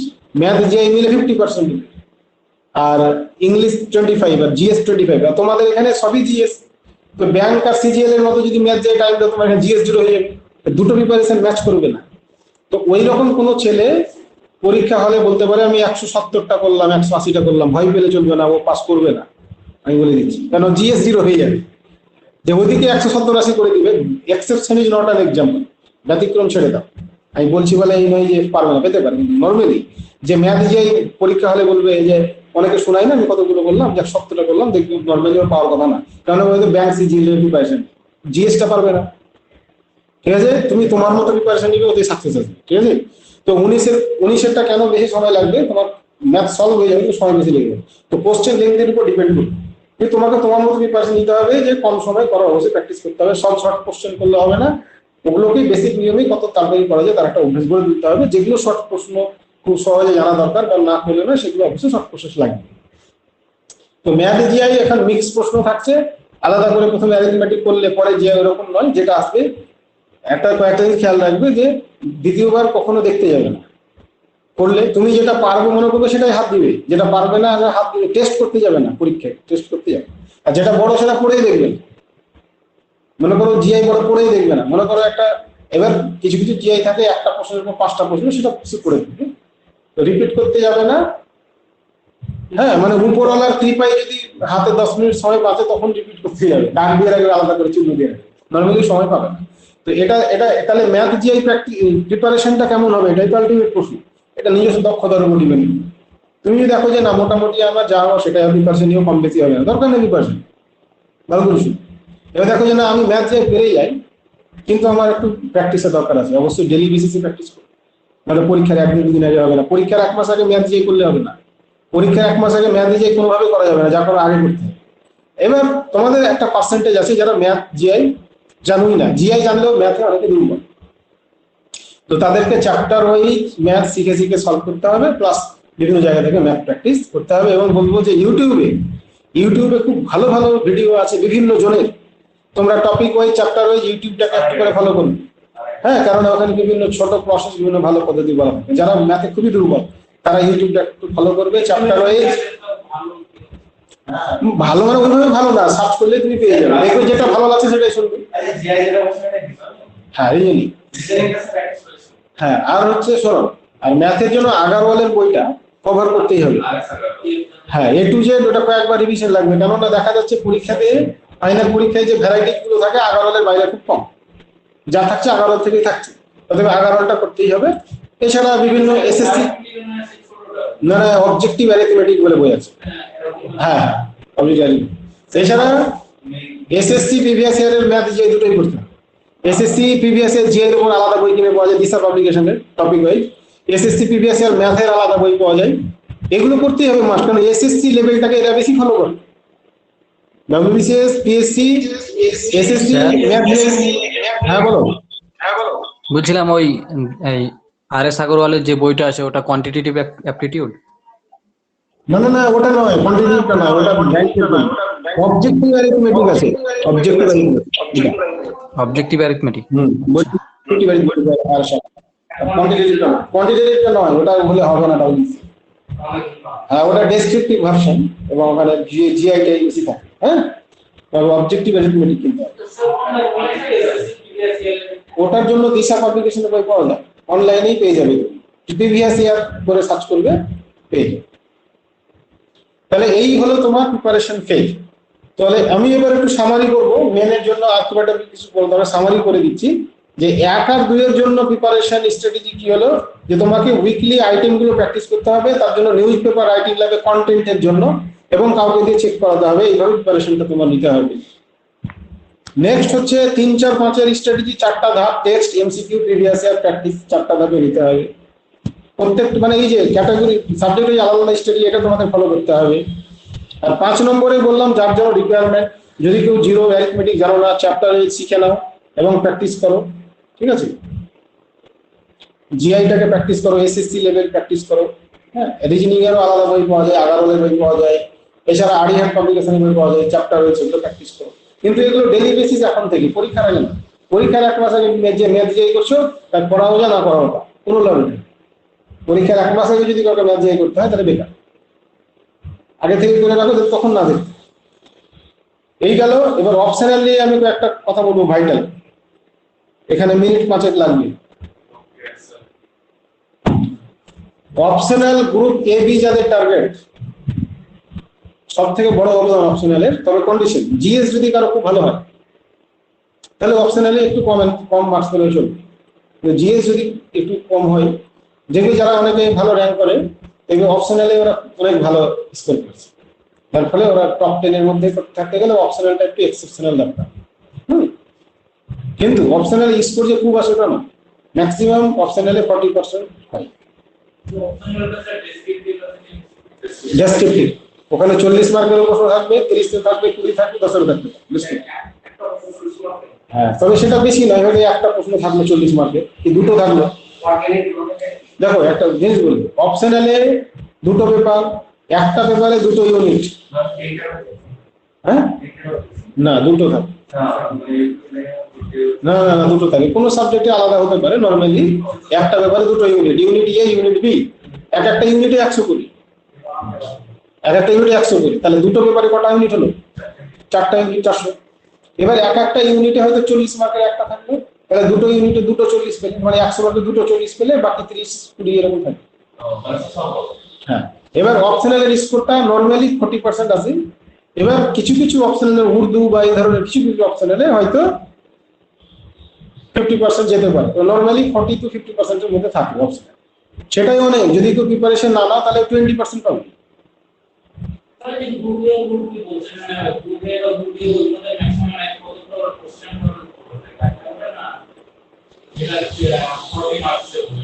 Optional, optional দুটো পেপার শুধু 400।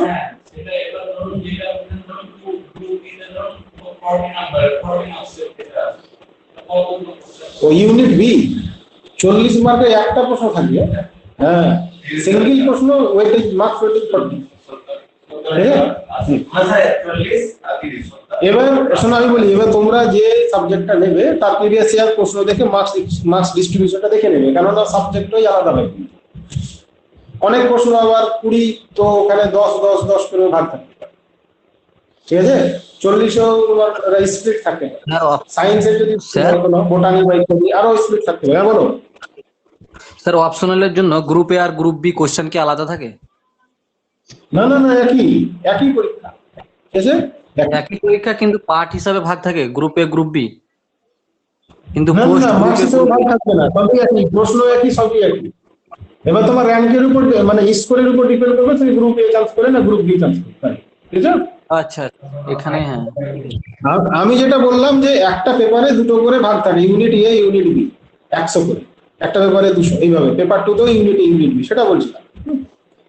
যাই হোক, এবার অপশনাল প্রিভিয়াস ইয়ার থেকে মার্কস ডিস্ট্রিবিউশনটা দেখে নেবে, এবং অপশনাল কি নেবে সেটা একটা আলোচনার বিষয়, ওটা অন্য টাইমে বলবো আমি। অপশনাল প্রিপারেশনটা কিভাবে নেবে? অপশনাল প্রিপারেশন দেখবে পিএসসি একটা সিলেবাস করে রেখেছে প্রত্যেকটা অপশনাল সাবজেক্টের উপর।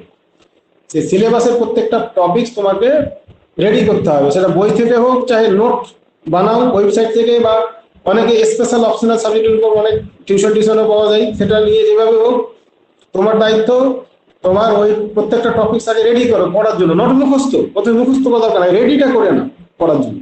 রেডি হয়ে গেল, এবার সেটাকে পড়ার সাথে সাথে তোমাকে প্রিভিয়াস ইয়ার প্রশ্ন রেডি করতে হবে 2 রকম, WBCS previous year, UPSC previous year. UPSC previous ইয়ারের প্রশ্ন থেকে WBCS কপি করে দেই, কপি পেস্ট করে দেই। বলো, অপশনালে কি ইংলিশে লিখতে হবে রাইটিংটা? অপশনালের প্রশ্নগুলো ইংলিশে থাকবে, অপশনালের প্রশ্ন ইংলিশে থাকবে, কিন্তু ওটা বাংলা বা ইংরেজি যে কোনো একটাতে তুমি লিখতে পারো। তবে যেটাতে লিখবে একটা, হয় বাংলা তো শুধু বাংলা, ইংলিশ তো শুধুই। যদি মিক্সড করলে ক্যান্সেল? হ্যাঁ হ্যাঁ, ওটা প্রশ্নতে ইনস্ট্রাকশনে লেখা থাকে, মিক্স করা যাবে না। তুমি না, এবার তুমি বাংলার মধ্যে কিছু কোটেশন দিলে বা সায়েন্টিফিক নেম দিলে সেটা অন্য ব্যাপার, ঠিক আছে? সেটা অন্য ব্যাপার। তো তুমি এবার বেশিরভাগ বাংলাতেই তো লিখে, WBCS যারা বাঙালি ক্যান্ডিডেট সে বাংলাতেই লিখে। এবার কিছু কিছু বিষয় আছে যেগুলো ইংলিশে কমফোর্টেবল, ইংলিশে লিখবে, তো তুমি বাংলাতে লিখতে পারো, কিন্তু প্রশ্ন থাকবে ইংলিশে, ঠিক আছে? তো ওই টপিক গুলো কভার করার পরে তোমাকে প্রিভিয়াস ইয়ার 2 রকম করতে হবে, WBCS আর হচ্ছে ইউপিএসসি। ইউপিএসসি মেনের যে অপশনাল উপর যে প্রিভিয়াস ইয়ার ডেসক্রিপটিভ, সেটা তবে কি হবে, তার প্রিপারেশনটা ফুল হলো এবং মোটামুটি। আর সিলেবাসের বাইরে অপশনাল প্রশ্ন সাধারণত দেই না, অর্থাৎ সিলেবাসের প্রত্যেকটা টপিক যদি তোমার কভার থাকে ফুল অ্যান্সার করে আসতে পারবে। এবং আমি একটা পার্থক্য বলে দিই, এমসিকিউ আর অপশনালের ডিফারেন্স বলি। এমসিকিউ ও ডেসক্রিপটিভ, এমসিকিউতে তোমার নেগেটিভ কমানোর জন্য যত বাদ দিবে ততই ভালো, স্বাস্থ্যের পক্ষে উপকার। কিন্তু ডেসক্রিপটিভে একটা বাদ মানে তুমি ডিসকোয়ালিফাই হয়ে যাবে, কেননা বিশেষ করে তুমি অপশনাল ধরো একটা সাবজেক্ট নিলে, তোমার সাবজেক্টটা তো আরো অনেকেই নিবে, তো শুধু তোমার সাবজেক্ট নেওয়া ক্যান্ডিডেটের সাথে তোমার লড়াই কিন্তু নয়।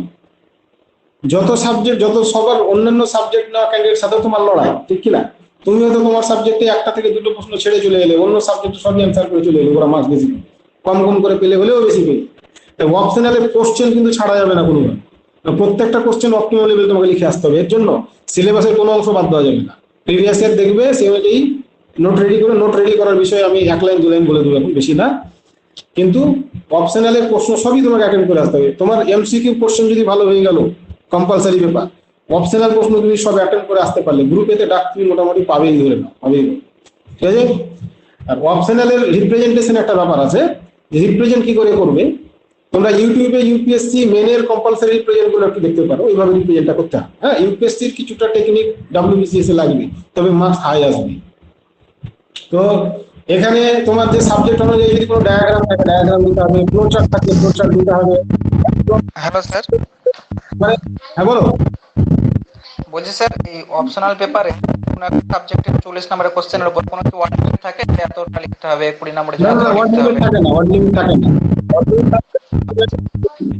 এক্সামিনার তুমি যত কম পড়াবে তত বেশি মার্কস। যে খাতা দেবে তাকে যদি বেশি পড়তে হয় তোমার অ্যান্সারটা মার্কস দেওয়ার জন্য, মার্কস তত কমবে, যত বেশি পড়বে তত কমবে। তার মানে কি, তোমাকে ডায়াগ্রাম, ফ্লো চার্ট, তোমার লেখাগুলো ফ্লো চার্টের মাধ্যমে হবে। যে ক্লাসিফিকেশন গুলো করে না তীর দিয়ে দিয়ে, তোমার লেখাগুলো ক্লাসিফিকেশনের মতো ফ্লো চার্ট বা আরো বিভিন্ন রকম স্টাইল করতে হবে। তার জন্য একটা মডেল প্রশ্ন করতে হবে। মডেল করা দরকার নেই, দেখিয়ে নেবে। আর কন্টেন্ট গুলো তোমার মাথায় থাকবে, কন্টেন্ট যদি থাকলে পরীক্ষা হলে ওইভাবে তুমি নামাবে না। দেখবে, মানে দেখে যত বেশি ওর অ্যান্সার টাকা কমপ্লিট হবে, তত বেশি পড়াবে, তত কম মার্কস। নোট গুলো রেডি করবে না, এর জন্য আলাদা সাবজেক্ট আলাদা ওটা কোশ্চেন ওয়াইজ একটা আলাদা লাগবে, ওটা পরে যদি সম্ভব হয় দেখা যাবে। ঠিক আছে, তোমার পুরো মেন প্রিপারেশন। এক্সট্রা অনেক এক্সট্রা, হ্যাঁ অনেক এক্সট্রা, ওদিক দিয়ে সুবিধা আছে। তোমার সিলেবাস সবই কভার থাকলে তুমি যতগুলো থাকলো কোনটা কোনটা ভালো বেছে নিয়ে করতে হবে, মোটামুটি প্রায় ডবল থাকে। হ্যাঁ, ওদিক দিয়ে খুব ভালো। 40 নম্বরে যদি একটা প্রশ্ন থাকে, দেখা যাবে 4টার মধ্যে একটা করতে হচ্ছে, ওদিক দিয়ে সুবিধা আছে, এই জায়গায় বাছাই করতে পারো, প্রিপারেশন নিলেই হবে।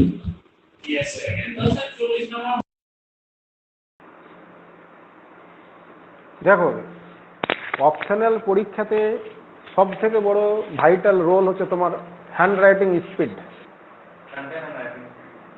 40 মার্কের একটা প্রশ্ন লিখতে তুমি যদি 45 মিনিট লাগিয়ে দাও, কখন লিখবে? 1 মিনিট সময় অনেকগুলো প্রশ্ন অ্যাটেন্ড করতে হবে।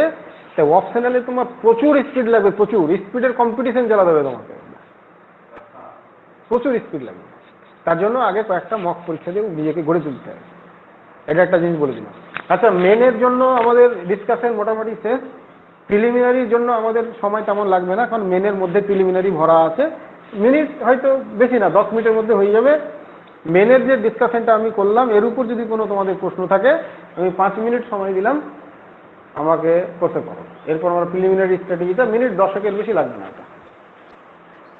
স্যার বলছি, যেটা অপশনাল সাবজেক্ট, স্যার হ্যালো, হ্যাঁ শুনতে পাচ্ছি, সেটা স্যার হ্যাঁ সেটা স্যার প্রিপারেশন মানে ওটা কি রাখতে হয় বা কিভাবে প্রিপারেশন নেব, মানে ওটা কি আপনি করে দেবেন না অন্য কোনো টিচার লাগবে? না না না, ওটা তোমার সাবজেক্ট অনুযায়ী না, যেমন যেমন সাবজেক্ট আরো হ্যাঁ ডিপেন্ড হ্যাঁ হ্যাঁ করবে। স্যার, তুমি হয়তো এমন সাবজেক্ট হ্যাঁ দিলে স্যার, যে আমার নলেজ নাই, তাই তোমাকে ওই সাবজেক্টের যদি কোনো গাইড পাওয়া যায় দেখতে হবে। কিন্তু আমি সুপারভিশনটা, আচ্ছা স্যার, তুমি তো হ্যাঁ আমার এখানে, তুমি যেহেতু আমার এখানে পড়ো, আমি সুপারভাইজটা করে আচ্ছা, দেবো। হ্যাঁ কিরকম সুপারভাইজ করবো? আচ্ছা, যে তোমার সিলেবাস কতটা শেষ হলো, এবার তোমার প্রিভিয়াস ইয়ার প্রশ্নগুলো কভার তুমি করছো কিনা, বা কোথা থেকে পাবে, বা এখানে যে পরীক্ষার ব্যবস্থাটা আমি করে দেবো।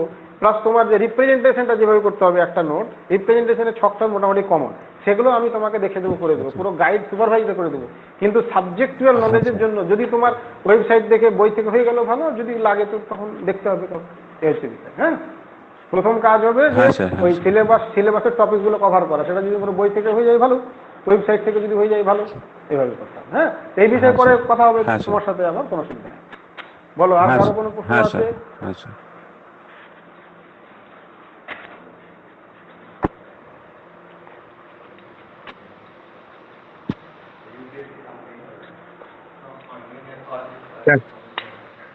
বলো।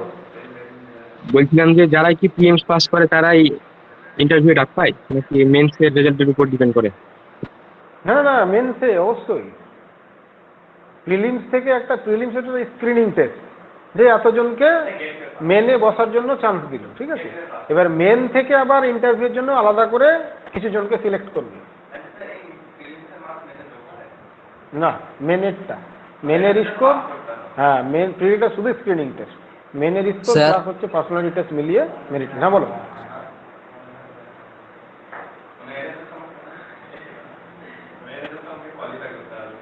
বলো মেহবুব স্যার হোসেন। বলছি অপশনালটা কি আমাদের সিলেক্ট করতে হয় নাকি ওটা অটোমেটিক্যালি হয়ে যায় অপশনাল যদি কম না না মার্কস না, আসে? ওটা তোমাকে সিলেক্ট করতে হবে। অপশনালের একটা লিস্ট আছে পিএসসি সিলেবাসে, প্রায় সব বিষয়ই স্যার। আছে, তো ওর মধ্যে তোমাকে সিলেক্ট করতে হবে কোনটা নেবে তুমি। হ্যাঁ বলো মেহবুব, বলো। স্যার ইন্ডিয়ান ইকোনমি যেটা বলছিলেন, ইন্ডিয়ান ইকোনমি 50% হচ্ছে স্ট্যাটিক আর 50% হচ্ছে হ্যাঁ কারেন্ট অ্যাফেয়ার্স এর মধ্যে পড়ে। তো 50% কারেন্ট হুম। অ্যাফেয়ার্স ওটা কি, মানে একটু যদি বলতেন স্যার ওটা।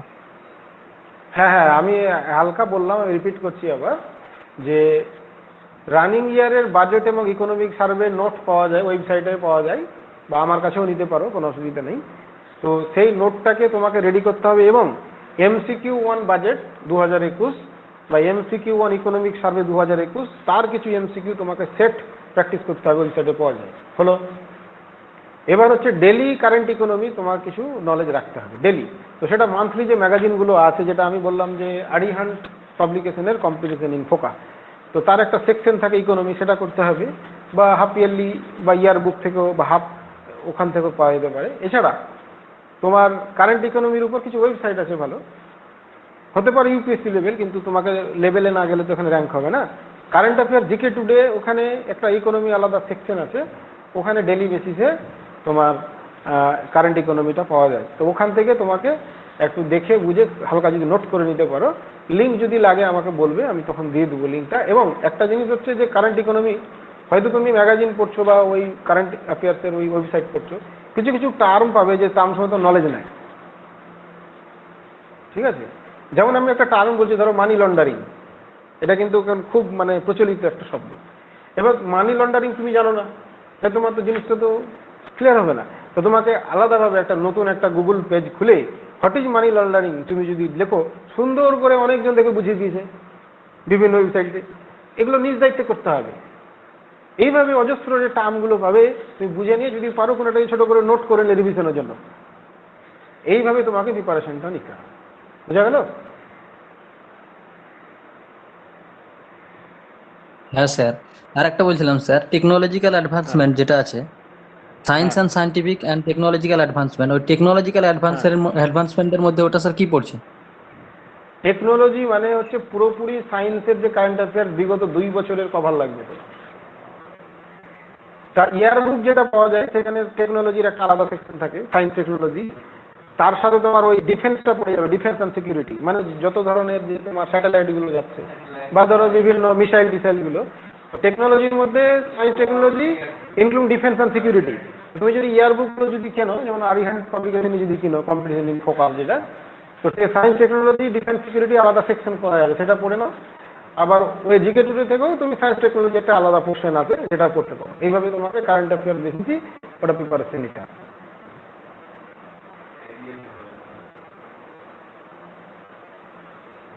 বলো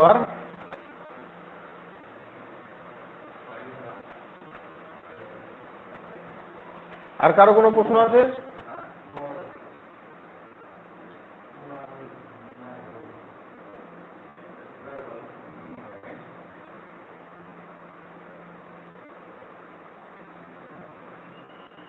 আচ্ছা, তাহলে মেহবুব, তাহলে তুমি মিউট করে দাও যদি কোনো প্রশ্ন না থাকে। আমি প্রিলিমিনারি সেকশনে চলে যাচ্ছি, ওখানে মিনিট 10 লাগবে। Okay sir.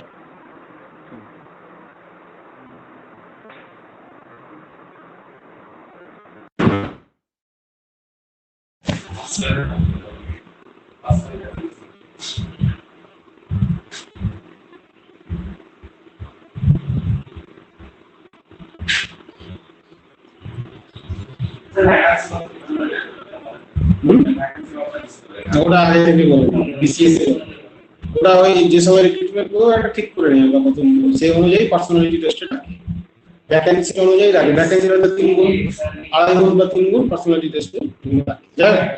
আচ্ছা এই স্ক্রিনটা দেখতে পাচ্ছ? একজন রেসপন্স করো। হ্যাঁ স্যার। বেশ ঠিক আছে, দেখেন আমরা শেষের দিকে চলে এসেছি। প্রিলিমিনারি পুরোটাই মেন প্রিপারেশনে কভার হয়ে গেছে। যেমন প্রথমেই আসে দেখো এখানে 8টা টপিকস আছে, 8 25 200। ইংলিশ কম্পোজিশন বাদে বাকি সবই মেন প্রিপারেশনের মধ্যে আছে। যেমন জেনারেল সায়েন্স যা পড়ছো সেটাই, শুধু মার্কটা কম। তবে কোশ্চেন লেভেল এখন প্রায় একই থাকে, প্রিলিমিনারি মেনের কোশ্চেন লেভেলের পার্থক্য খুব কম, একই থাকে, শুধু মার্কসটাই কম বেশি আছে। কারেন্ট ইভেন্টস প্রিপারেশনেই হবে। হিস্ট্রি অফ ইন্ডিয়া একটা অ্যানসিয়েন্ট এবং মেডিয়েভেল মিলে 25। আবার এখানে ইন্ডিয়ান ন্যাশনাল মুভমেন্ট আছে দেখো,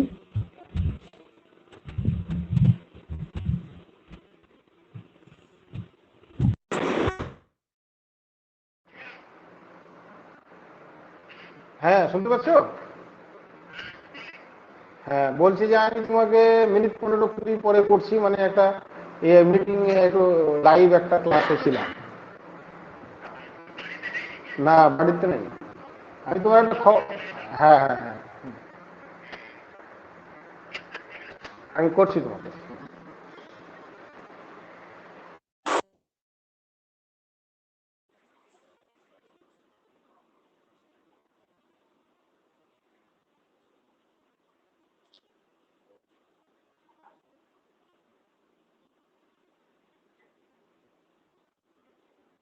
এক সেকেন্ড ওয়েট করো, আমার এটা ওই একটা কল বলছি সব বলছি তো।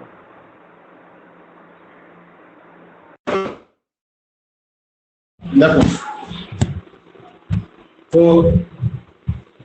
হিস্ট্রি অফ ইন্ডিয়া এটা অ্যানসিয়েন্ট এবং মেডিয়েভেল, আর ইন্ডিয়ান ন্যাশনাল মুভমেন্ট যেটা ফ্রিডম মুভমেন্ট এখানে 25। তাহলে হিস্ট্রিতে টোটাল হয়ে গেল 25 25 50। তাহলে 200-র মধ্যে 50 হিস্ট্রি মানে ওয়েটেজটা অনেক বেশি, অ্যানসিয়েন্ট এন্ড মেডিয়েভেল। নেক্সট দেখো geography of India with special reference to West Bengal, মেনের মতোই শুধু 25 mark. Indian polity economy same মেনের মতোই 25 মার্ক। আর জেনারেল মেন্টাল অ্যাবিলিটি এর মধ্যে অ্যারিথমেটিক এবং জিআইটা ঢুকে আছে, এটা 25। তাহলে আলাদা কিছু নেই। ইংলিশ কম্পোজিশনটা শুধু আলাদা, এখানে গ্রামার ভিত্তিক এখন প্রশ্ন বেশি নিচ্ছে। তো গ্রামারের জন্য রেগুলার বেসিসে তোমার যত ধরনের গ্রামার থেকে প্রশ্ন আসছে তার উপর নলেজ নিয়ে হয় কিছু নোটস হতে পারে, এবং তার উপর এমসিকিউ সেট তোমাকে প্র্যাকটিস করলে। এখন আমি তোমাদের বলবো ইংলিশ কম্পোজিশনটা কি করে প্রিপারেশন নেবে। শুনতে পাচ্ছ? বলো, একজন রেসপন্স করো। হ্যাঁ স্যার, আর বলছি ইন্ডিয়ান ন্যাশনাল মুভমেন্ট আর হিস্ট্রি অফ ইন্ডিয়া এই দুটো ডিফারেন্স করতে স্যার।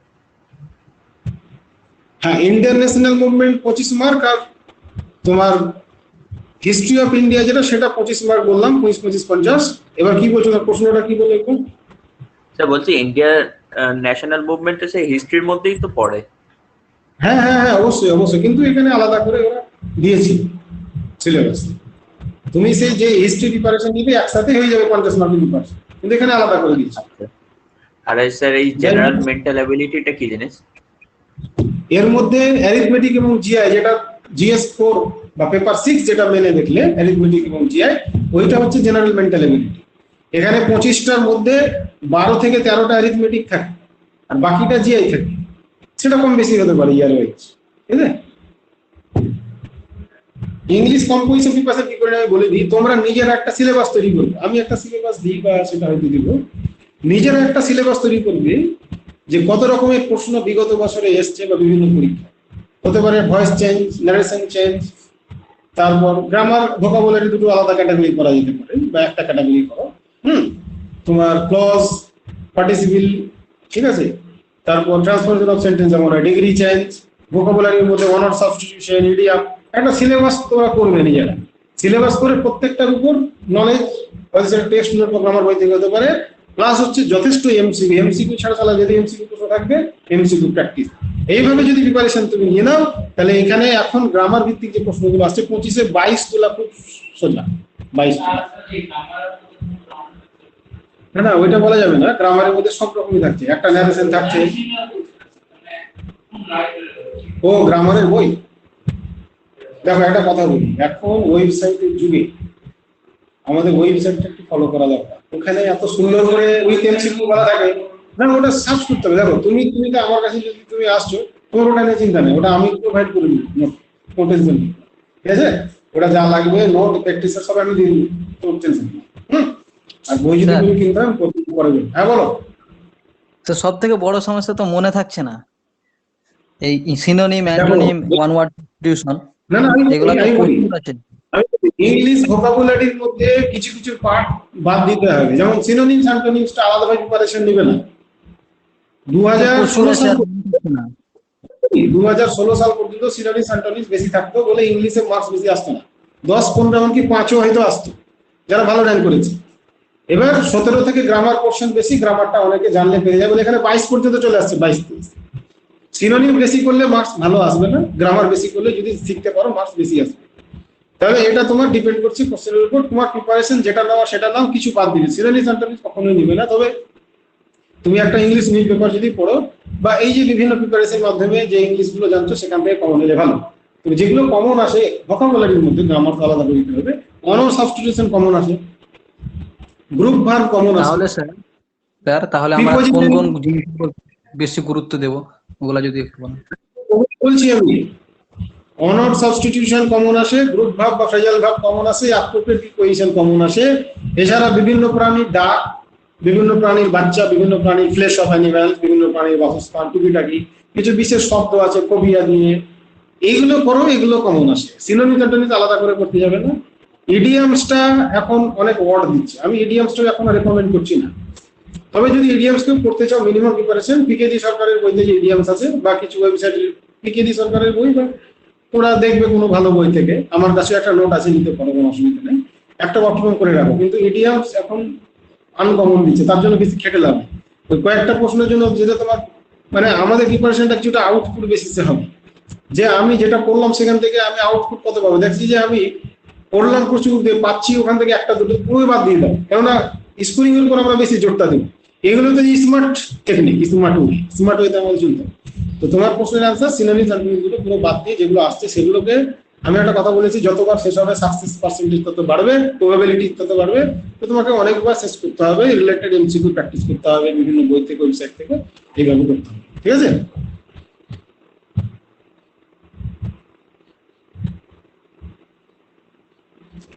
তো আমার খুব একটা বিশেষ কিছু বলার নেই। এখন যা ট্রেন্ড চলছে তাতে প্রিলিমিনারিতে 130-এর উপর তুলতে হবে কম করে, ভ্যাকান্সি বেশি হলে কাট অফ তুলতে পারে। কিন্তু যারা 1000-এর মধ্যে থাকবে, 1000-এর মধ্যে ফাইনালি থাকতে হবে ডাব্লিউবিসি জয়েন করতে গেলে, ম্যাক্সিমাম তো কম হবে 130 বা 140, এটা তোমাকে তুলতে হবে। হ্যাঁ তাতে হ্যাঁ বলো। ইন্ডিয়ান পলিটি থেকে একটু বলতেন কি করতে হবে? ইন্ডিয়ান পলিটি থেকে দেখো, ইন্ডিয়ান পলিটির কথা বলি, আমি যেটা পড়াই এখানে আমার পার্সোনাল যে গাইড আছে, সেটা আমার একটা পলিটি সিলেবাস আছে, তো মানে সেই সিলেবাসে সবকিছু কভারেজ আছে। সেই সিলেবাস ওয়াইজ আলাদা আলাদা নোট আমার আছে, যেটা আমি পড়িয়ে দিই লাইন বাই লাইন পড়িয়ে বুঝিয়ে রিলেটেড এমসিকিউ একটা সেট দিয়ে দিই, এইভাবে আমি পড়াই। এবার ওটা অনেকে লক্ষ্মীকান্ত পড়ে, কিন্তু লক্ষ্মীকান্ত অনেকটা ভারী হয়ে যায়, প্লাস লক্ষ্মীকান্ত রিভিশন করা খানিক চাপে, সেই কারণে আমি পুরো ফুল নোট কভারেজ করে দিই।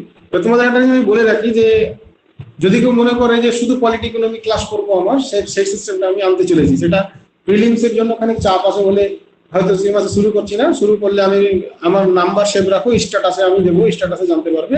সেপ্টেম্বর থেকে হয়তো চালু হবে, তার আগে চালু হয়ে জেনে যাবে। তো পলিটি এবং ইকোনমিও তাই সিলেবাস তৈরি করে ফুল নোট কভারেজ আছে এমসিকিউ। তো ওইটা আমি নোট বেসিসে আর কি পড়াই। তাই বই এখন ইকোনমির বই নেইও, ইকোনমির বই প্রিপারেশন হবে না। ইকোনমির জন্য গাইড তোমার লাগবে, নাহলে হবে না, বুঝেছো?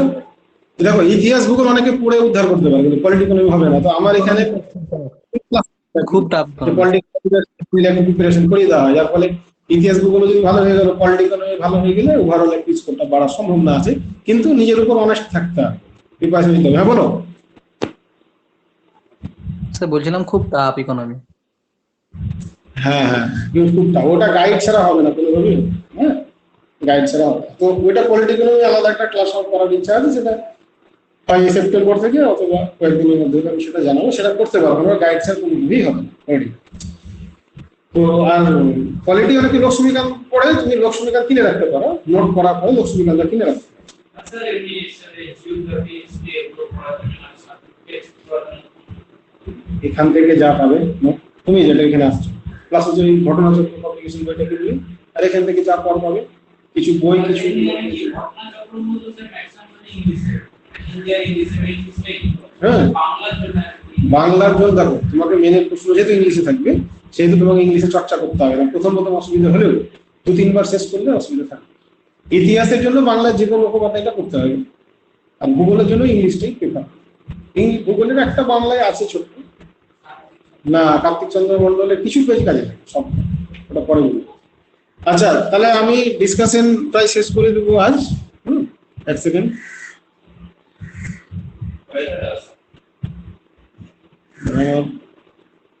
আমি ব্যাকিং আমার দিক থেকে ডিসকাশন শেষ, ঠিক আছে। এবার তোমাদের কিছু প্রশ্ন থাকলে করো, দিয়ে আমি এটা সেশনটা আজকে শেষ করে দেবো। আর 2 মিনিট মতো আছি আমি, বলো কিছু যদি জানার থাকে। কারো কিছু জানা না থাকলে লেফট নিয়ে নাও। আর এই সিলেবাসের সব কপিটা আমি গ্রুপে দিয়ে দিচ্ছি, সিলেবাস ডিসকাশন গ্রুপে দিয়ে দিচ্ছি। স্যার বলছি আমাদের নর্মাল ক্লাস যেটা হচ্ছে সেখানে কি এই সেম স্ট্র্যাটেজি কি ফলো করা হচ্ছে? আবার বলো, প্রথম কথাটা শুনতে পেলাম না। স্যার বলছি আমাদের যেমন নর্মাল ক্লাসগুলো করছে আপনাদের, তো ওরকম কি সেম স্ট্র্যাটেজিতেই কি হচ্ছে? স্ট্র্যাটেজিতেই না না না না না না না, ওখানে তোমার লিমিট রেখে করানো হচ্ছে, যেগুলো কম্বাইন্ডের জন্য ওখানকার সবগুলোই কাজে লাগবে।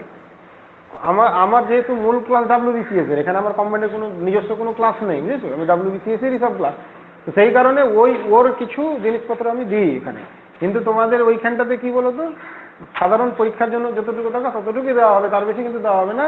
এখন প্রশ্ন যে ও পুরোটা কাজে লাগবে, সেটা তো 30% হলো, বাকি 70% কিন্তু WBCS এর আলাদা, ওটা পুরোটাই কাজে লাগবে কিন্তু সাফিসিয়েন্ট নয় যেটা দেওয়া হয় ওখানে। উইথ এর কথা বলছো তুমি যেটা, সেটা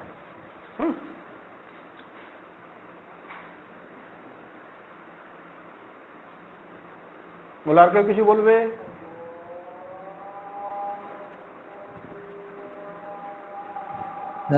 বলছিলাম যে ওই হ্যাঁ বলো। ইন্ডিয়ান পলিটি অ্যান্ড ইকোনমি, এখানে মানে দুটো আছে 25 নম্বর, তো এখানে পার্ট করে কোশ্চেন থাকবে একসঙ্গে মিক্স থাকবে, একসাথে মিক্স থাকবে, এখন সব মিক্স থাকে তোমার, যেখানে কিছু ছড়িয়ে ছিটিয়ে তোমার থাকবে। এক জায়গায় পলিটি, এক জায়গায় ইকোনমি মিশিয়ে থাকবে। এবার 25টা বলেছে, সেটা আগের বার যেমন 22খানা মতন হচ্ছিল, 22খানা না 18টা হচ্ছিল, ঠিক আছে, মানে সেটা হয়তো অন্য 25টাই এখন আর 25টা একদম হিসাব করে দিচ্ছে না, সেটা কম বেশিও করছে, বেশি করছে না, ওটা কম করছে, অন্য জায়গাতে বেশি দিচ্ছে। তো মোট কথা এটা পাঠ করে থাকে না, মিশিয়ে থাকে। তাহলে কোশ্চেন মানে ইংলিশের পর জেনারেল সায়েন্স মানে এরকম মানে সিরিজ অনুসারে থাকবে না, যে কোনো খুশি না না থাকতে না পারে? না, হ্যাঁ একদম মিশিয়ে থাকবে। তবে প্রথমে ইংলিশ 25টা এটা সাজানো থাকে, প্রথমে 1 থেকে 25 প্রিলিমিনারির কথা বলছি আমি, 1 থেকে 25 ইংলিশটা থাকে, তারপর থেকে তখন মিক্স হয়ে যায়। এবার ABCD গ্রুপ থাকে তোমার কোশ্চেনে, মানে বুকলেট A বুকলেট B, তো সিরিয়ালও ঠিক থাকে না, মনে করো 26-এ তোমার যেটা প্রশ্ন, বুকলেট B-তে অন্য প্রশ্ন 26-এ, সব মিশিয়ে থাকে। এবার মেন পরীক্ষাতে আলাদা আলাদা পেপার, সেটা তো দেখলেই তোমরা, মেনের জন্য আলাদা আলাদা পেপার। তবে মেনে যেটা হিস্ট্রি জিওগ্রাফি মিলে একটা পেপার, সেখানেও যে পুরোপুরি পাট সেটা নয়, কিছু মিশে থাকতে পারে। তবে ইতিহাসের প্রশ্ন নর্মালি বেশিরভাগ এক জায়গায় থাকে, ভূগোলের এক জায়গায়, কিছু কিছু মিক্স থাকে। তোমারটা আমি বলছি, ধর এটা আমি এন্ড করে দিই, যে তোমারটা বলছি। স্যার বলছিলাম যে উইকিউতে তো পুরোটা কভার করছেন না, তাই জন্য বলছি যে আমরা যারা স্যার দূরে আছি ওখানকার থেকে, তো ওদের জন্য স্যার BCS এর এরকম কোনো কোচিং হবে না? কোচিং হবে পার্সোনালি আমার কাছে হবে, উইকিউ থেকে হবে না। তো অনলাইনে হবে? হ্যাঁ অনলাইনে, হ্যাঁ আমার তো অনলাইন লাইভেই তো আছে এখন, সব ব্যবস্থা আছে। যদি তুমি ইচ্ছুক থাকো আমার সাথে যোগাযোগ করবে, মেসেজ করবে হোয়াটসঅ্যাপে। ঠিক আছে।